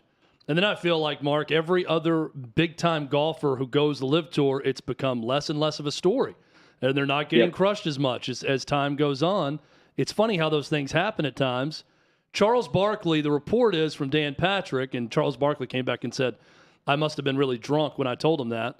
But he said that if I take this job with LIV, I'm going to have to quit with Turner because they're not going to employ me if I leave. How big would it be for the future of LIV if Charles Barkley was allowed to leave, to call events with LIV, and stay with Turner? Because this could be the first big experiment of an American-based company saying, okay, it's fine, whatever, go take your money and you can stay here with us too, because you're too good to let go. Yeah, it would be, monumental in that regard. There's only a few guys where you tune in, broadcaster analysts where you tune in for them. And obviously Charles Barkley is one of those people. There's not a guy really in the NFL or any other sport where you're tuning in to listen to a guy talk, certainly pregame and postgame. And on top of that, LIV has signed or reportedly signed David Feherty, who's the most well-known golf analyst in the world as well, who had a long tenure with CBS and NBC and Golf Channel. They've poached him. A combination between Barkley and Feherty would be absolutely electric, especially for, if you think about the casual American golf fan. They had Arlo White for the first couple of these events, who was the voice of the Premier League for, I think, close to a decade. That's certainly a name that everybody around the world that watches soccer knows. He's a great announcer, but they're clearly looking for bigger and better things. Who knows? They might team up all those guys together. But yeah, if TNT says, "Hey, Chuck, you can, we want you for the NBA season, and I know you have commitments for other 14 weeks." It would be absolutely unbelievable. But as you said, he wants $60 million to accept that. And he also gave an ultimatum where he'd like to have that offer on the table before he leaves the Pro-Am in Jersey tomorrow afternoon. OutKick's Mark Harris with us on OutKick 360. Mark, I get the sense, though, it's not about the backlash that a network would receive. It's that Jay Monahan called in some favors to keep a network from airing this to begin with. Keep in mind, YouTube and Facebook are live streaming this already. And it's only a matter of time, if you get Feherty and Barkley involved, that a Turner Sports would jump on this as well and break off from any PGA type of event or future events that would come their way. Just mentioning that because if Facebook and YouTube are already in, it won't be long before another big streaming platform that wants to go really heavy into it partners with a network that has a simulcast of sorts. Yep, absolutely. And, in the age of cord cutting, a lot of people they take YouTube TV or Hulu, for example. I mean, YouTube TV is obviously an entity of YouTube owned by Google. Who's to say that they don't say, hey, we want a LIV Golf channel? Just think about NBC's Golf Channel. Why not a LIV Golf channel where they have all these accolades and people around them when they're talking LIV Golf and the world of golf around them? I think the only network you can, cross off the list would be ESPN. PGA Tour signed a lengthy deal with them not long ago. They have the exclusive rights for kind of the pre-tournament or early round coverage Thursday to Sunday on ESPN Plus. So PGA Tour is getting a lot of money from that with ESPN. I know they made some changes to their schedule, adding some no-cut money events as well in reaction to all this. But I think that when the TV partner, the two biggest things here, when the TV partner kicks in, if one kicks in, and if these guys can still rack up official world golf ranking points, which LIV Golf has applied for, that's another huge kick in the bucket there. Strong indications after he won the British that Cameron Smith was headed to LIV. Haven't heard more about that I've seen, and haven't heard many names lately. Who's in line? Who's gonna come next? And what's the timetable for it happening, you think? Yeah, just kind of complete speculation here, but this year there's the President's Cup, which is the U.S. against the rest of the world outside of Europe. It's the Ryder Cup guys can't play, but Australia and all those guys can play. The rumor is that if they were to go, Cam Smith, like you just said, they would wait until after the President's Cup, it'll be held in Charlotte later this fall.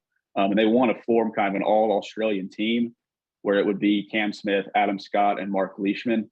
Who knows if that deal has already been signed, if there's a timetable, who knows if Cam Smith signed, think about if he signed the week before he won the Open and his number probably went up astronomically, but he was already on the dotted line there, which again, just pure speculation there. And then you have, some kind of noise on Twitter that maybe even Hideki Matsuyama could be in on this, who is worth God knows how much money in Japan after he won the Masters.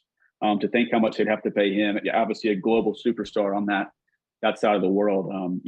Those are two big pieces, especially Hideki Matsuyama, just from a worldwide piece. But again, just rumors out there about that. So, Mark, feel free to call me crazy if you think I'm crazy for even posing this question.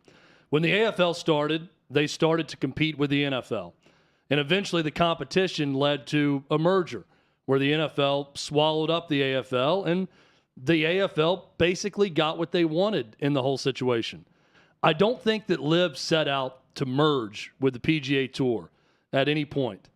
But is there any possibility that they spend enough and take enough from the PGA Tour that the PGA Tour would ever consider some sort of joint partnership with LIV Tour where everyone can play under the same umbrella and they take on some of these LIV events and they get some of their golfers back and they all go into this together? Is there any possibility of that? Again, feel free to call me crazy.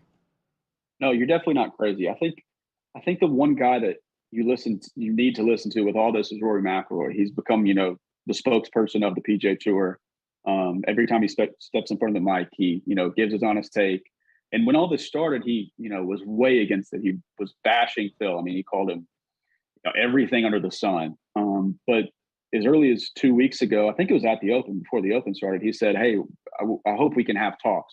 Maybe we can work something out, essentially what he said, just paraphrasing there. But he's, turned this complete 180 to where, I guess there's a possibility where maybe we're going to have to fit both of these things under the sun together.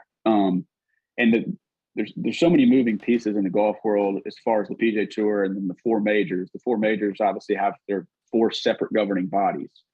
So obviously this year, the Open, the U.S. Open, the PGA let these guys play, which kind of set a precedent for everything to come. Who knows if that's the same next year? But I think if the PGA Tour does it, they want everything mixed in properly. They don't want the Masters and say the U.S. Open, which they don't have technically anything to do, but all their guys obviously play in it. So they want all that to be kosher, so to speak, to where they're not looked at as a bad guy in this corner from this major and that kind of thing. Kind of the answer to a lot of these questions that, I'm sure all of us have kind of been asked and talked is who knows what's going to happen, right? That's kind of the fun part and the frustrating part about all this. It's definitely been a fun time to cover the game and world of golf. But I think just time will tell. I think obviously there's some court cases to be had in all this as well. So we'll just see how it, I guess, like I said, time will tell, and we're going to have to let it all play out. OutKick.com for the latest. Clay's playing in the Pro-Am. Are you following this exclusively at OutKick, Mark? Or we have not received an update on Clay's golf game in quite some time, but rumor has it he's teeing it up with Phil. Yeah, hopefully he went to the range. There's not many driving ranges in Manhattan. I know he was there today, so hopefully he got some practice in. I'm not sure it's going to help. Wherever he was. Yeah, I mean, maybe he gets there a half hour early tomorrow before teeing it up with the big dogs. But I'll be covering it. I'm not at the event at Bedminster, at Trump Bedminster in Jersey, but I'll have some coverage for sure. Looking forward to seeing it. We got some guys up there that should have some fun video content and some sound bites. So definitely stay loaded at OutKick.com. I can tell you that in advance of the event that confidence was not high on Clay's part. Talking with him, I would not be confident at all on I those do tee not boxes. golf much at all anymore, and a lot of these guys golf all the time, and I'm not optimistic about how I'm going to look or fare in this Pro-Am. I'm assuming that fans are allowed in. Can you imagine Clay on the tee box with fans down the tee box? It is something I'd have no problem saying no to like go and look that bad with people that know exactly what they're doing. I'll drive around. And I will guarantee you that Clay is going to look terrible trying to play golf with some of these guys. I'll keep the drinks cold. I can't wait to see some of the video footage of it, that's for sure. Mark, good to have you on the show, man. We appreciate the time and great work covering this today at the site. Thanks. Absolutely. Thank you guys so much. Yeah, it's Mark Harris on Twitter, and you can find his information at OutKick.com with the very latest on the LIV Tour there. Won't be the last visit we have with Mark Harris of OutKick. It's to me, the next frontier for LIV is finding out quickly what's going on in these tournaments and getting interest in that. There's tons of interest in the golfers that are leaving and the tour itself, but generating that interest in the actual events is the next step. And getting a broadcast partner of some, and even, Mark brought up the streamers, which is great. You've got a lot of options now. Of someone that doesn't have a relationship with PGA that's willing to do it, that's only going to help. Well, I think the first thing they had to do, and talking with two PGA pros about this, who play on the PGA Tour, people were skeptical at first about the money being real. Like, this is going under fast, because anything else that they've tried, similar to your NFL example, all these startup leagues fail because they run out of funds. Well, now you have funded all of these players who have followed Phil Mickelson to the LIV Tour, and they continue. Bubba Watson's about to do it for $50 million to join. Two-time Masters champion in his 40s. But again, you have these individual island silo brands, so to speak. You can then take that league that you're now expanding to 14 events a year from now to a television provider, cable provider, and say, here's what we have, and we're not just back, we're going bigger with more purse money, and here's the list of our roster that you can be a part of. That will be the deciding factor in it. The local events, and seeing photos and stuff from like the event they did out in Portland, the event they'll have tomorrow. I mean, there will be intrigue around the local tournaments for those courses. But as far as viewership is concerned, there's not going to be a ton of it if it's just randomly populating on some algorithm on YouTube. For me, it's got to be a DVR type event, especially if it's the middle of the day on a Friday. So Thursday, Friday, Saturday. Point being, I think they'll have a network approach them about it if they haven't already. And I mean, I'm curious maybe to watch it for the stars, but on a Sunday round, if the stars aren't at the top of the leaderboard, to me it's the same as PGA in terms of that, not my interest. And I'm wondering about the competition. If you start the day in 7th, the prize money's pretty damn good for 7th. Are you are you scrambling to get to second? See, so we're not watching the match for the competition. You're watching the match for the access to guys you don't know that much about in that setting. That's what the LIV Tour is going to offer on these broadcasts that the PGA Tour won't do. Yeah, but I'm a lot more interested in Tom Brady than I am in, give me the name beyond the top 4. Phil Mickelson, Bubba Watson, who was with Tom Brady on the match at one point. I mean, you're going to have some of the best players and personalities. They clearly aren't there yet in terms of interest in the actual events. But I'm also, I can't believe that all media companies are going to band behind the PGA forever and not do something with them. It's going to be a 1 year thing. It was described to me as Jay Monahan called in favors with the networks, and they sat still while they had this protest against LIV. Well, I don't think it'll be that expensive either, right? The Saudis aren't in it for the money. Clearly not. The first time around, anyway. They just want to get the exposure. I would think that someone would want some sort of ROI on what they're doing, and that comes in the form of a television deal and sponsors. But at the beginning, you want the exposure. The other thing, too. And that may be part of their business plan, by the way, is just we're going to do it for a year on Facebook and YouTube and then set ourselves up where year 2 we actually try to get a television partner where we didn't try in year 1. I think, and again, I'm just spitballing here, if you don't want to have to abide by certain restrictions over the air over a broadcast, you stick with what you're doing. and you add Faraday and Barkley into an uncensored broadcast type mix with these guys who are willing to bet $300,000 on whether or not he hits the fairway. Like that is where I think they're headed with it. And, oh, by the way, you can join. Use the promo code LIVE at FanDuel.com. I think that would be fun. That's where they're headed with it. And that's why they're starting with Faraday and potentially Barkley, because that's telling us the direction of the broadcast immediately. And those two guys, if you put I would always compare it to, if you put these guys in the match, the pay-per-view, is that something that I'm on a random October Wednesday evening tuning into? And the answer is yes with Barkley. And Phil. Phil was awesome on those. And it was clear when he was a part of it and when he wasn't. So I'm intrigued to see what they do with the broadcast. And it may not be a network-type deal. There's a lot of streaming Phil's options. in 30th, is it as interesting? It's interesting for a while. How long does it stay interesting if he's in 30th? Here's the other part of this that I want. If Charles Barkley does this, great. I don't want him to have to leave Turner. That's a huge blow to that show. That might be their foot in the door with Turner. Yeah. But however it works, fine. I just don't want him to leave Turner and his NBA Nobody coverage. does. Do both. Nobody does. Do both. I'm fine with that. Yeah. I don't want this to be an either-or where I'm going to go take this money, but I have to give up inside the NBA and Turner.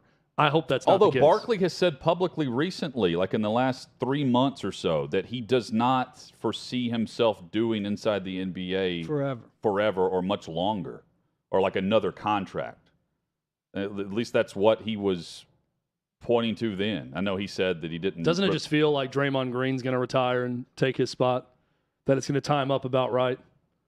That's the next outspoken guy that's going to fill in that spot for Charles Barkley. But it's never going to be the same. No. A guy that's gone at it with Charles Barkley a bunch of times. Yeah. That's a great point. Draymond's how old? Draymond Green, I remember watching him at Michigan State. I believe he was on the team that beat Tennessee in the Elite Eight to go to the Final Four. And I want to say that was 2010.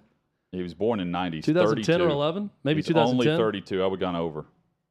He's got some time left to play. We keep you updated on, well, who knows? But 32. Again, let's say Charles Barkley has 3 more years. Yeah, it could time out perfectly. Yeah, that's the point. I don't know, but if he's got to give it up to do LIV and they want him on LIV next year, there's a gap. They've got the money to buy him out. Certainly do. Right? And I love how the headline is, Bubba Watson may go to LIV for only $50 million. Like the offers have dropped from like 150 to 50. I mean, imagine being Bubba Watson in that position. When was the last time he was relevant on a Sunday in a tournament, a big tournament? Yeah, he had a good round this past year, I think, in Augusta, but it was like a Thursday. Yeah. You know? It might have been Wednesday. He had a hell of a par 3 in Augusta on a Wednesday or Tuesday one year. That's been about it recently. Quick headlines, and then we talk fantasy football to get you ready for your fantasy football draft. We've got Michael Fabiano joining us in 15 minutes on OutKick 360.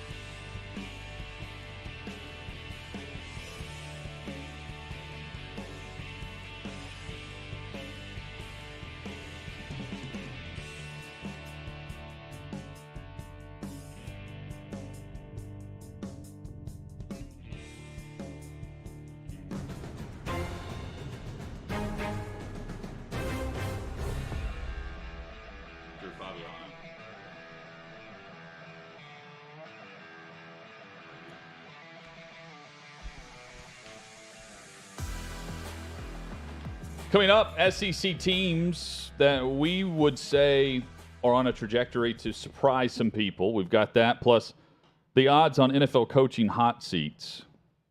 The dreaded vote of confidence yesterday by Jerry Jones to Mike McCarthy.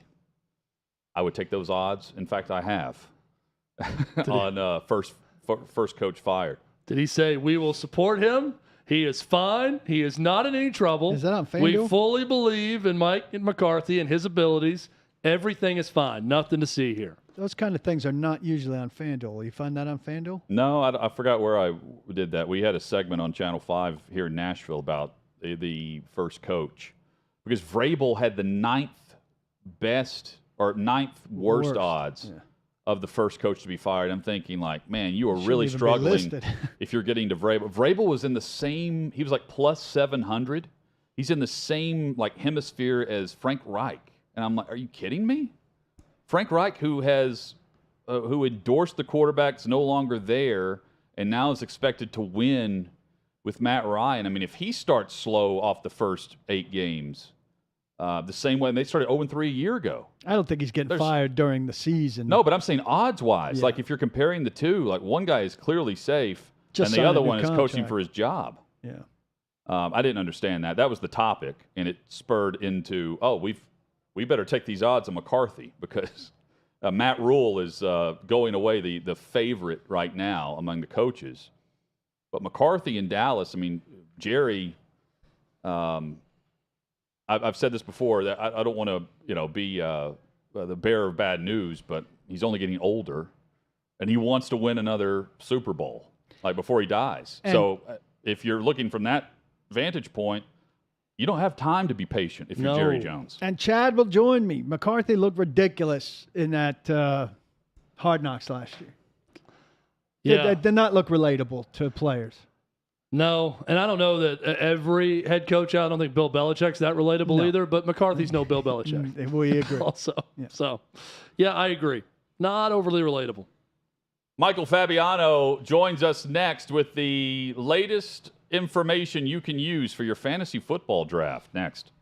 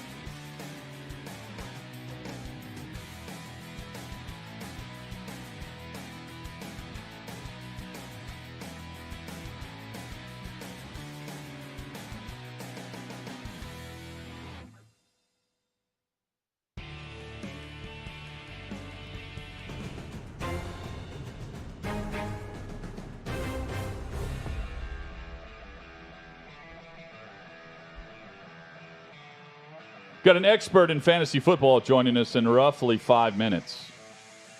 It's rare that you can have, you get the expert title. Michael Fabiano has been doing this since the invention of the thing, I believe.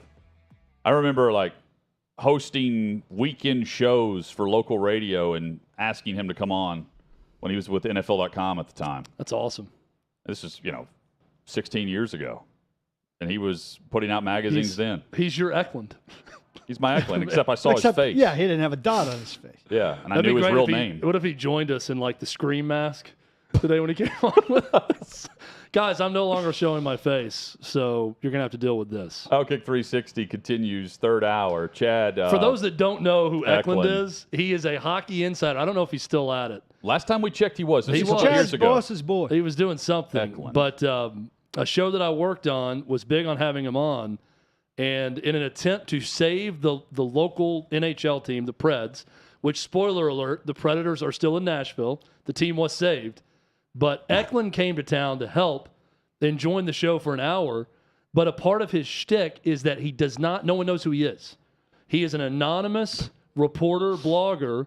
So that's giving him too much credit. This is a guy who threw out random BS trades that never happened. But he had a hit rate to it he early. He did, yeah. There was a time – I don't know what he's done recently, but there was a time where he's pretty good. But he wore what I would say like Wilson in Home Improvement. He had some kind of scarf or something over his face. Wore where a you don't see his dot eyes. over his head. A dot, yeah. Was that it? The dot. It was odd. Hopefully, I don't think our next guest Your boy. is going to have any Your type boy. of mask on. Michael Fabiano joins us, a fantasy football expert, and we're just around the corner here from our draft. We always hold ours, Michael. We're surprised by how many people hold their drafts in the month of August. We have traditionally always held our draft the Tuesday after Labor Day, after rosters are finalized, injuries through the preseason are set, and we know what week one looks like. But there are millions of people that will draft next week and the week after. Why? Good question. I don't know the answer to that. I wouldn't do it.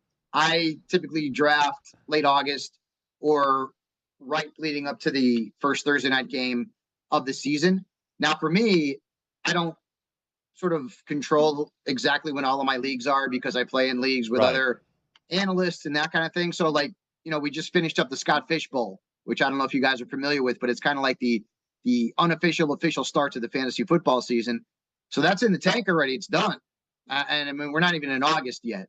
But for the most part, the majority of the drafts are late August, first week of September, because if you have it any sooner than that, you run the risk of potentially losing a guy to injury.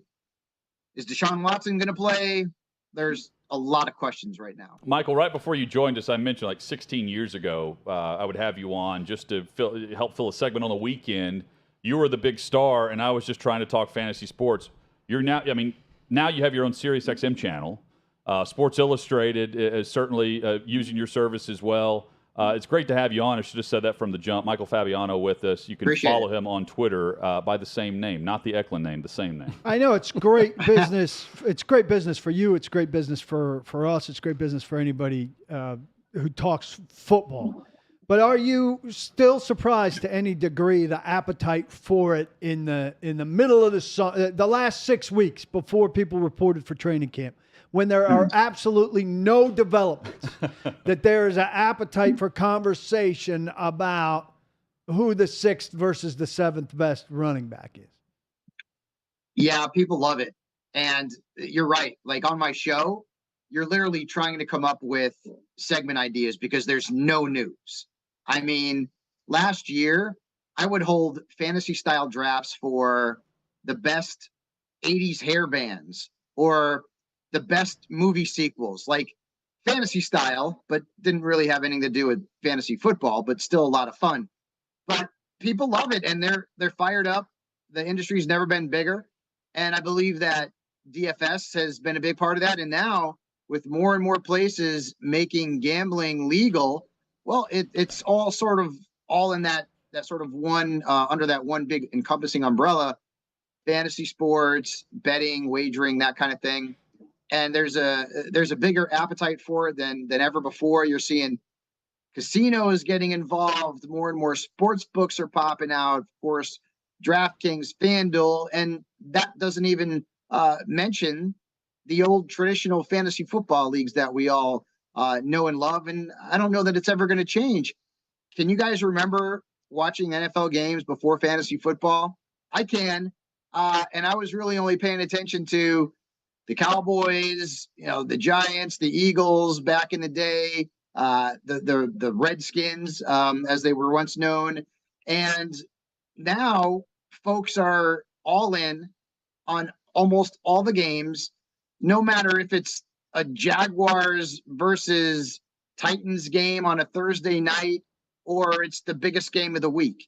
Everyone's invested because of fantasy and because of the increase in the legalization of betting. Michael Fabiano, our guest. Let's talk running back, the position that is valued much more in fantasy football than it is across the NFL. And the hierarchy at the top. There's a great debate about who the top running back is currently on the training camps that have opened up across the country. From the fantasy football perspective, who would you take number one overall this year and why? Jonathan Taylor, young back, rushed for over 1,800 yards last year, 20 touchdowns. I think that will decline. Typically, running backs who score 18 or more touchdowns in a single season do see regression, unless you're LaDainian Tomlinson or Marshall Faulk or Priest Holmes. And sometimes even those guys saw regression. But still, behind the Colts offensive line, which should be pretty good, Matt Ryan now under center for the Colts, they're going to be a team that's going to continue to lean on that big young running back. So he's the consensus number one. Where the real question marks begin is at number two, because the data that I'm seeing now, Christian McCaffrey's missed all but 10 games the last 2 years, and it's all been forgiven. He is right now going off the board as the number two player in fantasy football, despite the fact that he's barely played in the last 2 years. And you can argue, well, Austin Eckler belongs at number two. Derrick Henry could be at number two. Najee Harris saw a ton of work last season. He could be at number two. But it's McCaffrey who is now rebounded, I guess, from the doldrums of injury proneness. And maybe he's still prone to injuries. We're going to find out. But he's now the number two guy. So Taylor's really the consensus at one. The question marks start at number two. And that's going to make for an interesting fantasy season, because if the questions begin at the number two overall pick, some things could potentially go down in a way that we did not expect. That'll make it more fun, at least less predictable. Let's take Deshaun Watson's issues off the board completely. If he were a healthy day one starter for the Cleveland Browns, where does he slot among quarterbacks this season for fantasy purposes? He's right in that same area as, say, like Tom Brady and Jalen Hurts, and probably ahead of both of them, right outside of the top five. Now, he hasn't played football in a while, right? But this is a player who threw for more yards than any quarterback in the league the last time he played. He's a mobile guy. He can rush for 350 to 450 yards. That's big. We know Kevin Stefanski likes to run the ball, but Stefanski's going to have to change that offense a little bit, because they've played so much 12 personnel and running the ball a ton. And now I think you'll see more 11, assuming Watson plays. He is locked and loaded if he does, in fact, play a full season as a top 10 fantasy quarterback.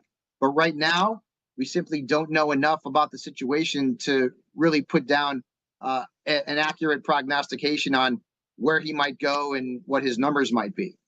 Michael, we know the value for running back, and certainly the top-level quarterback that's going to get you potentially 400 points in a season over the course of these games now with the added game. Wide receiver has always been it's put me in a bad spot in many drafts because I want to take a wide out so much. But now I feel like this is the year to do it because of the volume of production in Cooper Kupp. 150 catches, nearly the first 2,000-yard receiving season in NFL history. He sees the end zone. He's going to get the football. Where do you put Cooper Kupp based on the 150 catches he's getting? They want to get him the football more versus the position that he plays. How do you weigh that? First off, he had the best fantasy season of all time among wide receivers ever. Like Jerry Rice had previously held that mantle, and Kupp beat him, but he played in one more game. So Rice actually still has the record for the most fantasy points averaged per game in a single season. But I look at Kupp, and I've got him coming off the board somewhere between 5 and 7 overall. But you also have to factor in, he's got no shot to do that again. In fact, if he sees a 6 to 7 point per game decline in his numbers, he's still a top 5 fantasy wide receiver. But his numbers would not be nearly as good. They won't be. They can't be. That kind of thing just does not happen in back-to-back years. And they brought in Allen Robinson, who's going to command targets. He'll be utilized in this offense as well. I have been in drafts, guys, where Kupp hasn't even been a top 8 pick. People are drafting Justin Jefferson as the number 1 wide receiver, or Jamar Chase ahead of Cooper Kupp.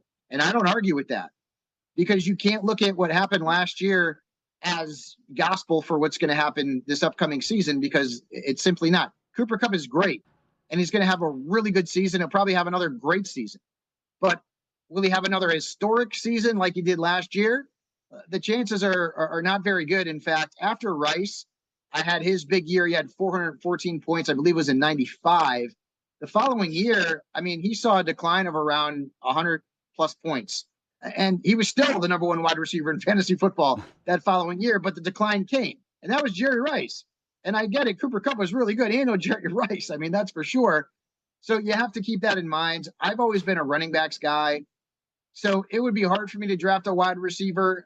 Maybe if I'm in a 10-team league and I've already gone through maybe the top 5 or 6 running backs, I'm sitting there at 8 or 9, and I'll grab maybe Jamar Chase because I'll be able to get a comparable running back as I would have gotten there in the second round. But for the most part, I'm still going after the running backs early and often. But you are right. Wide receivers are certainly starting to stake their claim as being almost as valuable as running backs.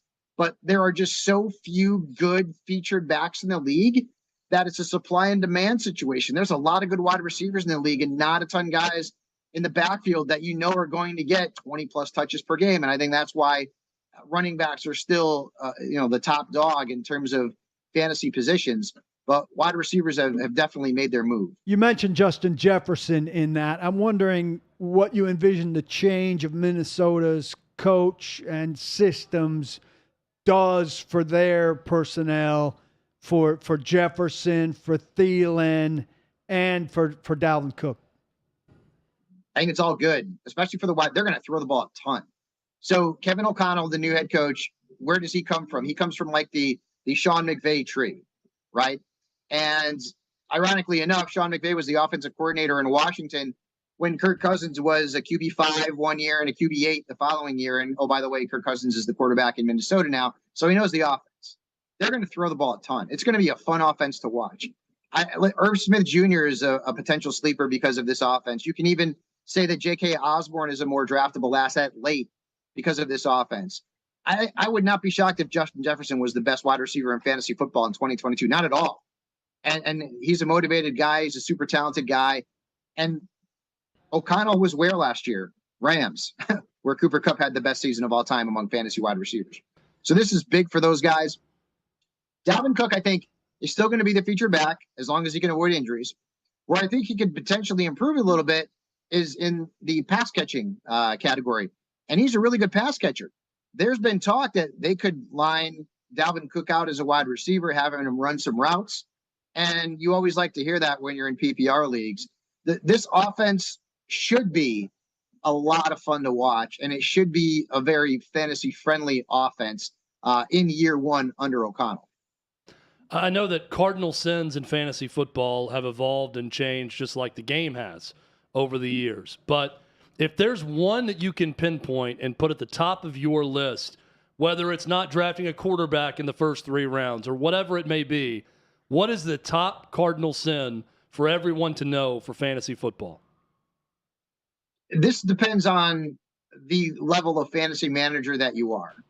If you are a casual fan, I think sticking with the rankings and not drafting with your heart is probably part of it, okay? So I'm a Dallas Cowboys fan, for better or worse. And is it nice to get Zeke or CeeDee Lamb or Dalton Schultz? Absolutely. But Would I draft them ahead of players who simply have more value than them because they play for the Cowboys? No, absolutely not. I would not do that.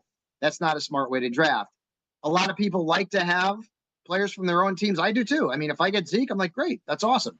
But I'm not going to draft him too high because I'm a fan of the team in fantasy. That's just not the way that it goes. You mentioned going after quarterbacks too soon. Of course, you have to know your scoring system.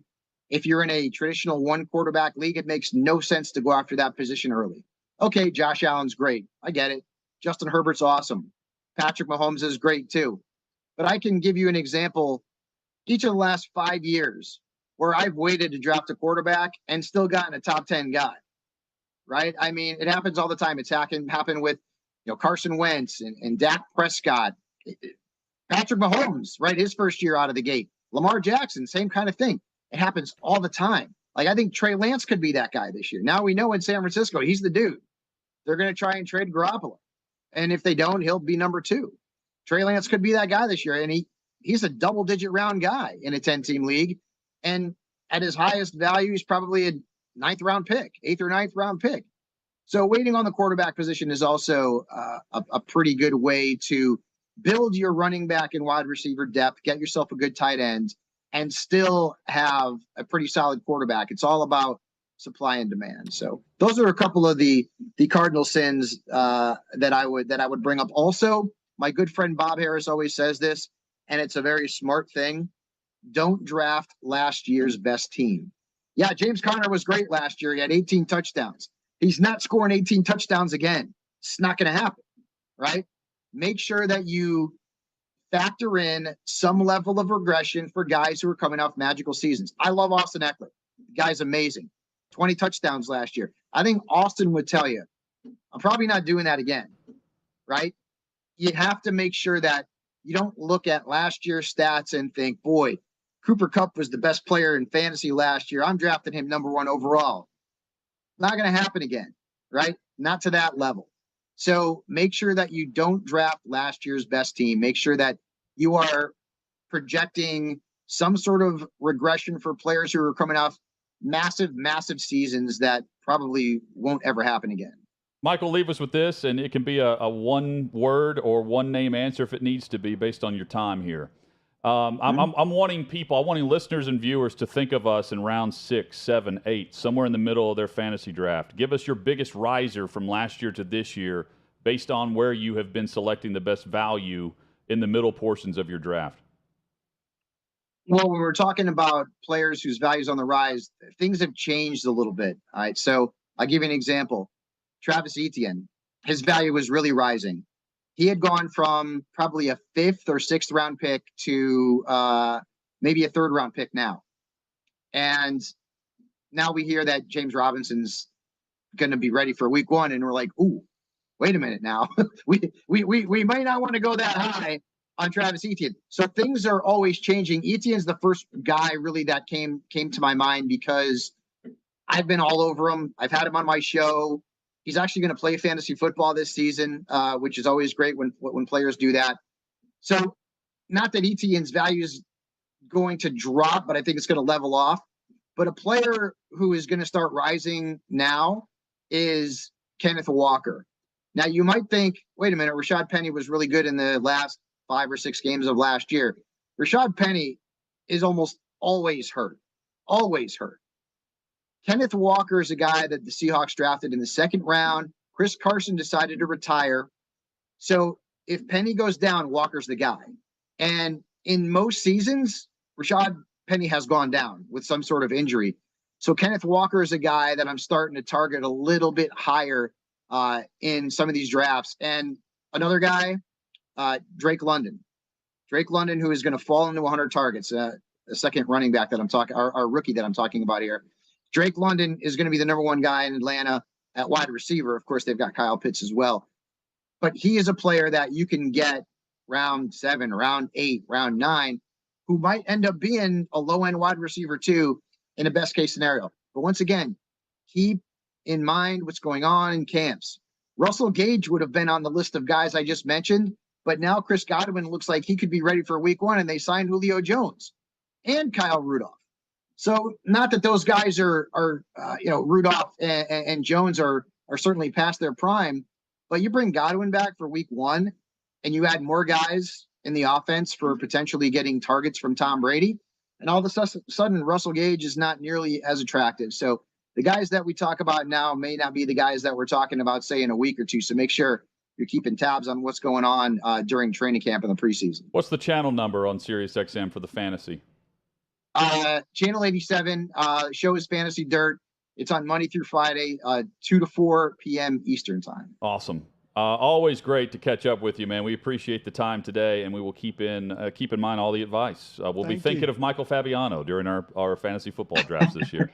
Good to see you, man. And good luck to you guys in your drafts. Take care. Yeah, Thanks. man. Thank you. So we were all taking mental notes with that, right? Yeah. I like what he said about, if you're a new player in fantasy football, don't draft with your heart. Yeah. Don't draft with your favorite team. Tough. That was the number one Cardinal sin that he sees. I don't remember what you did last year without Phillip Rivers. I don't. And either. you don't remember either. No. See, Phillip Rivers is your guy still. To all of us. I think my time winning the league is over now that Phillip Rivers' career is over. Yeah. Now that he's You a high school two football walked coach. off into the sunset together. I don't know why I'm blanking on who my quarterback was, but yeah, I don't remember. Maybe your guy got hurt early on. I only draft with my heart very late in the draft. Yeah. I start taking Tennessee Vols with like the last 2 picks on complete flyers. I just get to a certain point. Like I follow all the rules to 6th, 7th round. Then I get guys that I want. Not guys I love, just guys that I know other people have their eyes on these guys who are going to break out this year or whatever, and I don't really care where they're ranked. I'm going to get as many of these 9 guys as I can for the remainder of the draft. Coming up, an SEC team that we feel like can surprise us this season, and can surprise the conference in general, maybe play spoiler in some scenarios. Odds on NFL coaching hot seats, plus Eli Drinkwitz. I don't know if Missouri is going to be on the list of surprise teams, but Eli Surprisingly Drinkwitz bad. is going to always give a good soundbite or he's been very quiet after He was last season, week. but now he's decided last week to ramp it up. He's ramped it up, and he's discussing Tennessee football. We'll let you hear it next on OutKick 360.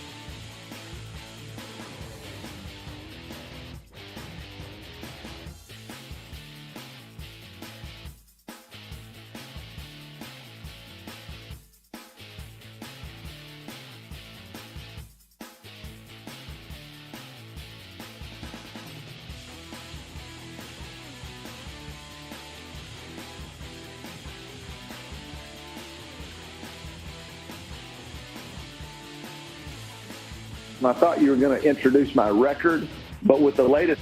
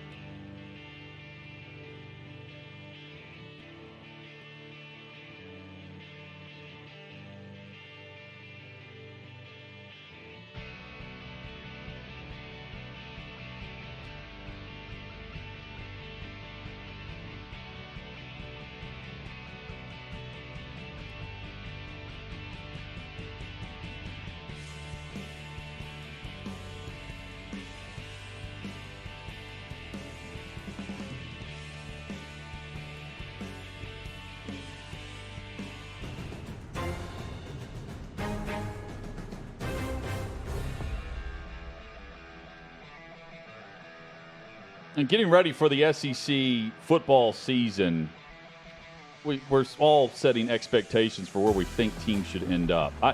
There is a team in the conference that I think can end up much higher than where the media sees them right now. And see if you guys agree. OutKick 360 rolls on. For me, it's Mississippi State. Because I think Will Rogers can be this year's version of Matt Corral. Year 3 with Mike Leach's offense, he already owns the school record for the most 300-yard passing performances in the football history of that program. He enters the season as the all-time leader in completion percentage. Now, of course, that can go up and down based on how he does this year. But right now, he's number 1 in that category as well.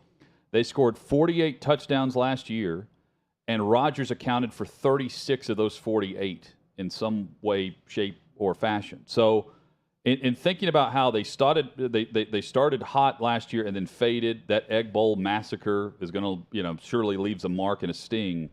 But I do think this is a young roster that is now in that year 3 of elite system that should start to pay off with a surprise win along the way. Maybe I'm crazy with the schedule that they have in the SEC West, but I think Mississippi State is voted a bit lower expectation-wise than where I would put them. And they've been remarkably quiet in sort of a scary fashion this entire offseason. And what I mean by that is there's a quiet confidence around the program. I like the Mississippi State pick. I'm going to go with South Carolina because I think we talked about it a little bit yesterday. Spencer Rattler is such an upgrade. People think downgrade because the way it ended at Oklahoma without realizing he was really good the season before that and still had his moments. And you also have to keep in mind that Shane Beamer got South Carolina to a winning record in the SEC. Well, not in the SEC, but after an SEC season in year 1 with no quarterback play. And now suddenly he's got a quarterback. That was a 5-star guy.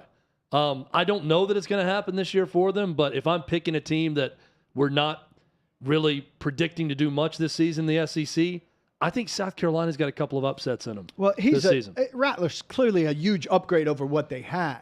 Yes. The question to me isn't like, is he a huge upgrade over what they had because they were playing a GA or whoever it was they were playing. Question is, how much is he back to the guy from 2 years ago? That, to me, is one of the big questions in the conference this year. I'm going to go Florida, and I don't think Florida is going to necessarily have a great year. But in the first month, they've got Kentucky and Tennessee. They could screw the seasons of Kentucky and Tennessee with wins there, and they could screw the season of South Carolina maybe with the win there. So they've got opportunities to mess up things for their opposition in the East. But by if they mess if they mess up 2 of those seasons, then they're in second place in the East. They're right? on their way to Atlanta. So, I'm saying like at that part of the season, they're at the top, and it all comes down to their matchup against Georgia. So I think I'm saying that because to me Napier's the wild card here, right? We know more about everybody else. We don't know how he translates into this level. For sure. And the thing that has gotten the most attention so far is that he didn't recruit great, but we think he's a better X and O guy than recruiter, and we know the recruiting's going to take time. Doesn't have to take time to scheme. Missouri is not a team we mentioned. They went 6-7 last year, 3-5 in conference. Basilak has transferred out. They did have wins over South Carolina and Florida a year ago. They opened the season against Louisiana Tech on a Thursday night. And look, they're about where, prediction-wise, they're about where Mississippi State is overall. They're just kind of voted towards the bottom third of their division within the conference itself. Not a lot of juice there. Drinkwitz has done what he can to provide it through podium sessions and media availabilities, and he's extremely open and honest. We haven't heard much from him this offseason until this week, Chad. That changed today. So Eli Drinkwitz decided to go on the Jim Rome show, and he had some things to say about Tennessee. I believe this is early in the interview, some things to say about Tennessee and their NCAA troubles. So here is Eli Drinkwitz on with Jim Rome.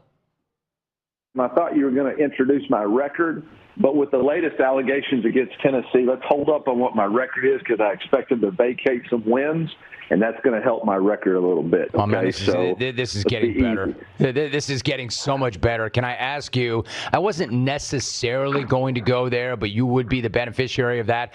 Since you brought it up, can I get your reaction to the latest allegations against Tennessee? Yeah, I mean, me personally, I got to question my wife's commitment to winning. You know, I mean, I don't know how much she's committed if she's not engaging in some of these things. I didn't know that was fair play. So, you know, we got to, you know, it was a little bit surprising to see the in-depth nature of what was going on there. But I am sure glad that Tennessee was taking some ownership of it, and we'll see what the results are. You know, but it's pretty interesting for sure. My man, if I were you, I'd walk off right now, and then you can go down as the best guest ever. Eli, one more thought about that. It's one thing to say that I didn't know that my wife could get involved and help me cheat. Well, that's not what you said, but I'll say that. Even better that did she not used to have some sort of compliance responsibility where she had been previously as well? One thing to have the wife involved, but what if she was involved also in compliance and making sure that they follow the rules, allegedly? How much better does that make it? I mean, it's pressure. You know, pressure does crazy things to people, and you know, there's a lot of pressure to win in the SEC. So I don't know. That's crazy. He came in blazing there, Eli Drinkwitz on Jim. So a couple things. The line about I question my wife's commitment to winning is fantastic. Great. That's really funny from him. Clearly came into the interview ready to take a shot at Tennessee, and there's a reason he's doing that, right? He's doing it because he's trying to get some attention and take down Tennessee a notch. But I'll also say, Eli, if you're going to go in, go all in. Don't stop there.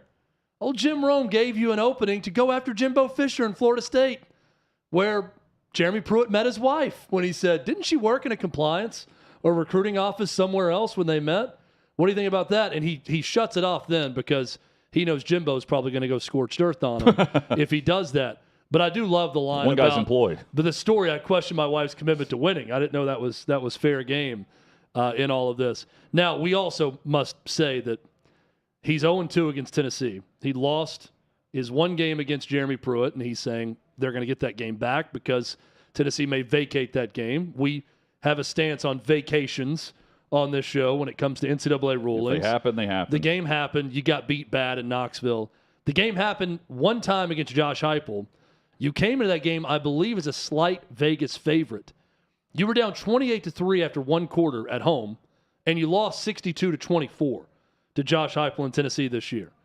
So I would maybe back up the truck just a bit. It was a night where Hendon Hooker. It was a morning. It was an 11 a.m. start. Yeah. They're coming off the Florida game, right? And that the way that game finished, and then what happened. I asked Hendon about this last week. What happened in between, those practices, where things turned. It clicked for Tennessee offensively that day, and so he completed 15 passes against Missouri, 3 touchdowns, 62 points offensively, and it's not like they had 40 carries in the game. I mean, they are 50 carries in the game, and they just ran out the clock. I mean, Missouri couldn't stop them, even though Tennessee was, late in the game up by a truckload. Yeah, Tyyon Evans. Still mounting points. Tyyon Evans and Jabari Small both had huge games for Tennessee running the ball. It was a touch football game. I mean, I remember thinking it was Steve Wilkes was the defensive coordinator at Missouri, and I'm thinking no longer. They don't look like they know how to line up. I mean, it was unbelievable how easy Tennessee gashed them running or throwing. When they decide to drop back and throw it, there's guys wide open down the field. It's always funny to me when a guy like Drinkwitz, who doesn't have much to brag about, feels like he's really got something, and he's got a national guy listening to it, and he delivers it, and the host loves it, and you can hear him beaming. I had my big moment. The line was good about the wife. Yeah. Great. You scored one there, but what's it really get you in the long game? Here's a bigger... I loved it. I loved every bit of it. Here's a bigger thing for Missouri. Eli Drinkwitz in Missouri better be thanking God that the SEC included them a few years ago when they brought them on, because they are left out in the cold in this conference realignment. if you look at that program overall right now, football, basketball, I don't think there's people knocking down their door to bring them in the Big Ten or the SEC in 2022 as opposed to 2012 when they made that addition of A&M and Missouri at the time. I mean, kudos to Missouri. They're in now. They're locked in. They're good to go. The money train's going to keep rolling right along for Mizzou because they're in the SEC. But, man, oh, man, that's a program. If we're looking for programs that should be very thankful, Missouri, Rutgers, Maryland, I'm looking at you. You did the right thing in the last decade, and because of that, you are saved with all of this uncertainty around college sports. What are they doing at quarterback? You know, that's the big question that we're asking anyone that did nothing but dink and dunk and had a high completion percentage last year. The one thing that I will praise Drinkwitz for is they were drummed by Tennessee and then manhandled by Georgia last year. And then after that, they still went on. This is middle of the season. They still won 3 conference games. Now, albeit one of them was to Vandy. But they won conference games against Florida and South Carolina after that. 2 programs that we just listed as spoilers this year. And they had a fourth quarter. They went into the fourth quarter against Arkansas late. Had a bowl game against Army, which no one wants to play in a bowl game in the Armed Forces Bowl. Lost a close game. I remember watching by that. 2, I think. Yeah. So there was a buy-in late in the year where traditionally I would have predicted Missouri to just tank. And they didn't. So we'll see if there is any type of leadership that carries over there. But I still don't know what to expect because they're changing quarterback. That could be for the better, though, quite frankly. And their season was really defined by that early, it may have been the first conference game of the year against Kentucky. That was a back-and-forth game in Lexington. That was a great game, a night game. I remember that Back-and-forth game against Lexington, and the winner left feeling pretty good about where they could go in the SEC East, and the loser was really chasing. And the loser was Missouri, and they went on to get boat raced by 2 other teams in the SEC East at the time. So he's not afraid to grab the bull by the horns in the media. And, you know, you're right, Chad. He's not poking the bear of any current coach, probably for that reason. Yeah, Jim Rome did a good job of following up and opening it right up for him to continue to take shots about where Jeremy Pruitt met his wife and where she was working and in what compliance office she was in. And he did not take the bait. He got very quiet after that. They have recruited the transfer portal heavy, and not just the Power Fives. They have guys transferring in from like Truman State in Division II to play at Missouri. So I'm trying to find this out. The quarterback situation in Missouri, Sam Horn, who's an incoming freshman. If you remember, when Tennessee missed out on Ty Simpson from Martin to go to Alabama, the next guy on the list that they were heavily recruiting was Sam Horn. Sam Horn goes to Missouri. Then you're like, boy, Tennessee and Josh Heupel are striking out left and right with quarterbacks. They bring in Taven Jackson from Indianapolis. Sam Horn is a top 35 MLB draft prospect. He was on campus at Missouri, but I think the Red Sox drafted him, and there's some uncertainty about if he's going to stay and play quarterback in Missouri or not. If he's there, and I'm trying to find answers on this right now, if he is there on campus, they may have a true freshman starter. Because outside of that, it's Brady Cook and Tyler Macon, both very underwhelming veteran guys at Missouri. You talked about dink and dunk guys. That's who they are. Sam Horn is a legit talent. And that's how – so you mentioned him. That's why they landed Luther Burden, who is the top-rated wide receiver in the history of Missouri as an incoming freshman. Yeah. 5-star talent. Like, they've had some – they've had the Dorial Green Beckhams. This guy's different level based on the hype and projection. And he's going there, in my mind, because of the quarterback you're describing, not the quarterbacks that you ended with. Yeah, the last thing I could find on Sam Horn, on July 19th, Eli Drinkwitz said, Sam is currently on campus right now. Just because he hasn't been drafted yet doesn't mean that he's not taking phone calls. The Major League Draft is a lot different than any other sports draft. They actually call you before and ask, are you willing to take this slot? Sam and his reps, his parents, have had a plan the whole time. They know what their plan is, what their worth is.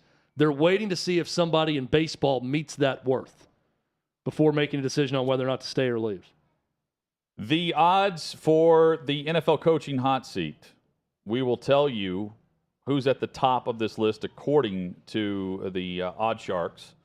Plus, maybe a surprise name that's in the top 10. And we'll tell you whether or not we could see it or if it's absurd. That's next on OutKick 360.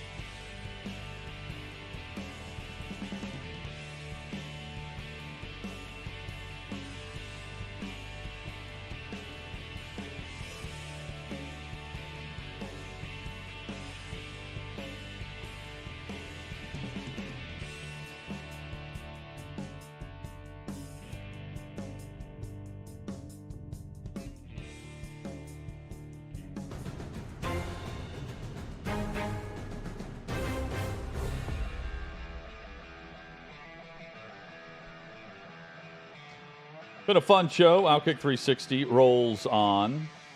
More college football and NFL training camp discussion.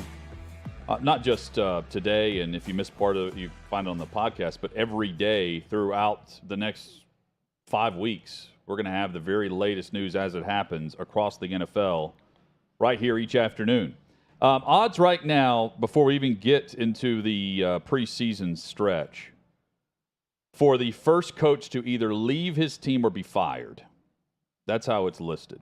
First NFL coach fired odds. Matt Rule is the favorite to receive that high honor. That's the right guy to be the favorite. At plus 300.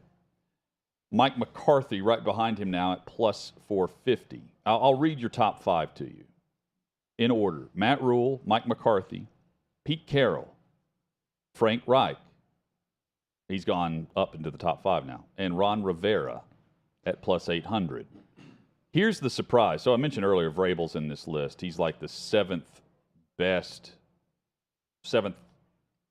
furthest away from being fired. Yes. Yeah. It's not best. It's seventh more safest, worse. according to Vegas, right? Yes. So he's listed in the top 10 among the odds to be the first fire, which is just absurd. But the other one that I was Hold on. Vrabel's top 10 to be fired? I yes. thought That's he what was I said earlier. bottom. Yeah, he's in the top 10. That's crazy. To be fired, which makes no sense. He's on the same shelf as guys like Cliff Kingsbury. Again, not in the same discussion. But also not in the discussion, but not for the same reasons as Vrabel. Arthur Smith is listed 8th in the odds, according to the odds makers out in Nevada, up for first coach to leave or be fired. Now, they're trying to get you to spend your money and not be wise with it. I get that. But, let me give you the bottom group here. The safest coaches, according to Vegas. This is Bet Online. Andy Reid, Sean McVay, Josh McDaniels, Sean McDermott. Okay? After that, if you start looking, they have the third safest odds, Dennis Allen in New Orleans.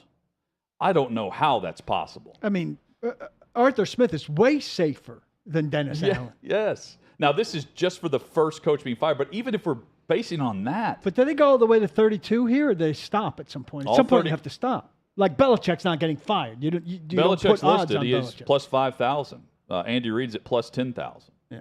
Now, the key here is a leave versus you could first to leave, like an abrupt retirement, or death. But again, it's not in the realm of possibility. It's really the top 3 guys: Rule, McCarthy. I think Rivera could be up in that list, and they've got Pete Carroll here in their 5th? list. Frank Reich. Could you trace the leak from the NFL office that Gruden is claiming to someone who put $500 on Gruden being the first fired a year ago in the NFL office, knowing they were sitting on emails that was going to get him fired? Okay, I could see Reich if the Colts started 0-5. If the Colts started 0-5. Yeah, that's what I said earlier. Yeah. He's in the same grouping, and he's gone up a little bit. He's in the same grouping, though, the shelf, as I like to tier it, as of Vrabel. And I'm like, they are not in the same conversation. No, I don't understand that. There's no way. Mike Vrabel the Titans could completely tank this year, and Mike Vrabel is untouchable. Lovie Smith is right in the middle of the league. How is John Harbaugh top 10 also right there on the cusp? Yeah, John Harbaugh is untouchable. John Harbaugh is outside. He's in the top 15. Mike Tomlin. They have Kyle Shanahan and Belichick right in the middle. But meanwhile, they have Dennis Allen at plus 6,600. So there's not a big gap between the middle and him. But it is, they are putting him safer based on the odds. It's a silly list. Here's one I would take a flyer on, and I'm trying to see the number next to it, Hutton. Todd Bowles. What is he at? Plus what?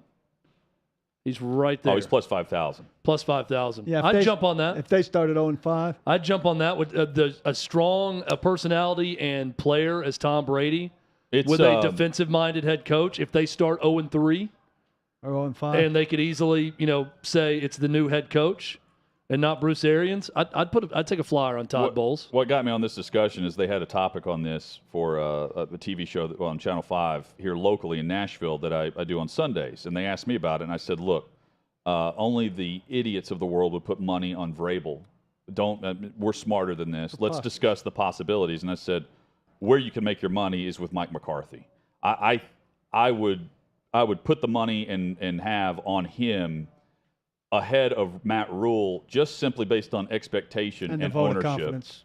Yeah. Yes. And you mentioned Jerry Jones's age. I mean, the time for patience is wants something out done. the window. Here's an interesting note. Bucks, Bengals, Giants are the first 3 games for the Cowboys in the regular season. Bucks, Bengals, Giants. Yeah, 1 and 2. Adam Schefter says DK Metcalf has joined Deebo Samuel and Derwin James as players who are at training camp but not practicing. So hold in? There are the 3 hold-ins. Because you show up, and as long as the coach is okay with it. Well, even if he's not, if you're there, you're there. I'll be in the World The Pool rules, you for the rest have of the to day. be there. But if you're healthy and they expect you to practice, can't they demand it? I guess not. I mean, what do? Physically drag you there? Yeah. We're back at it tomorrow. More news, notes, and headlines. Join us for OutKick 360. Do not block the box, but kindly lock your locks.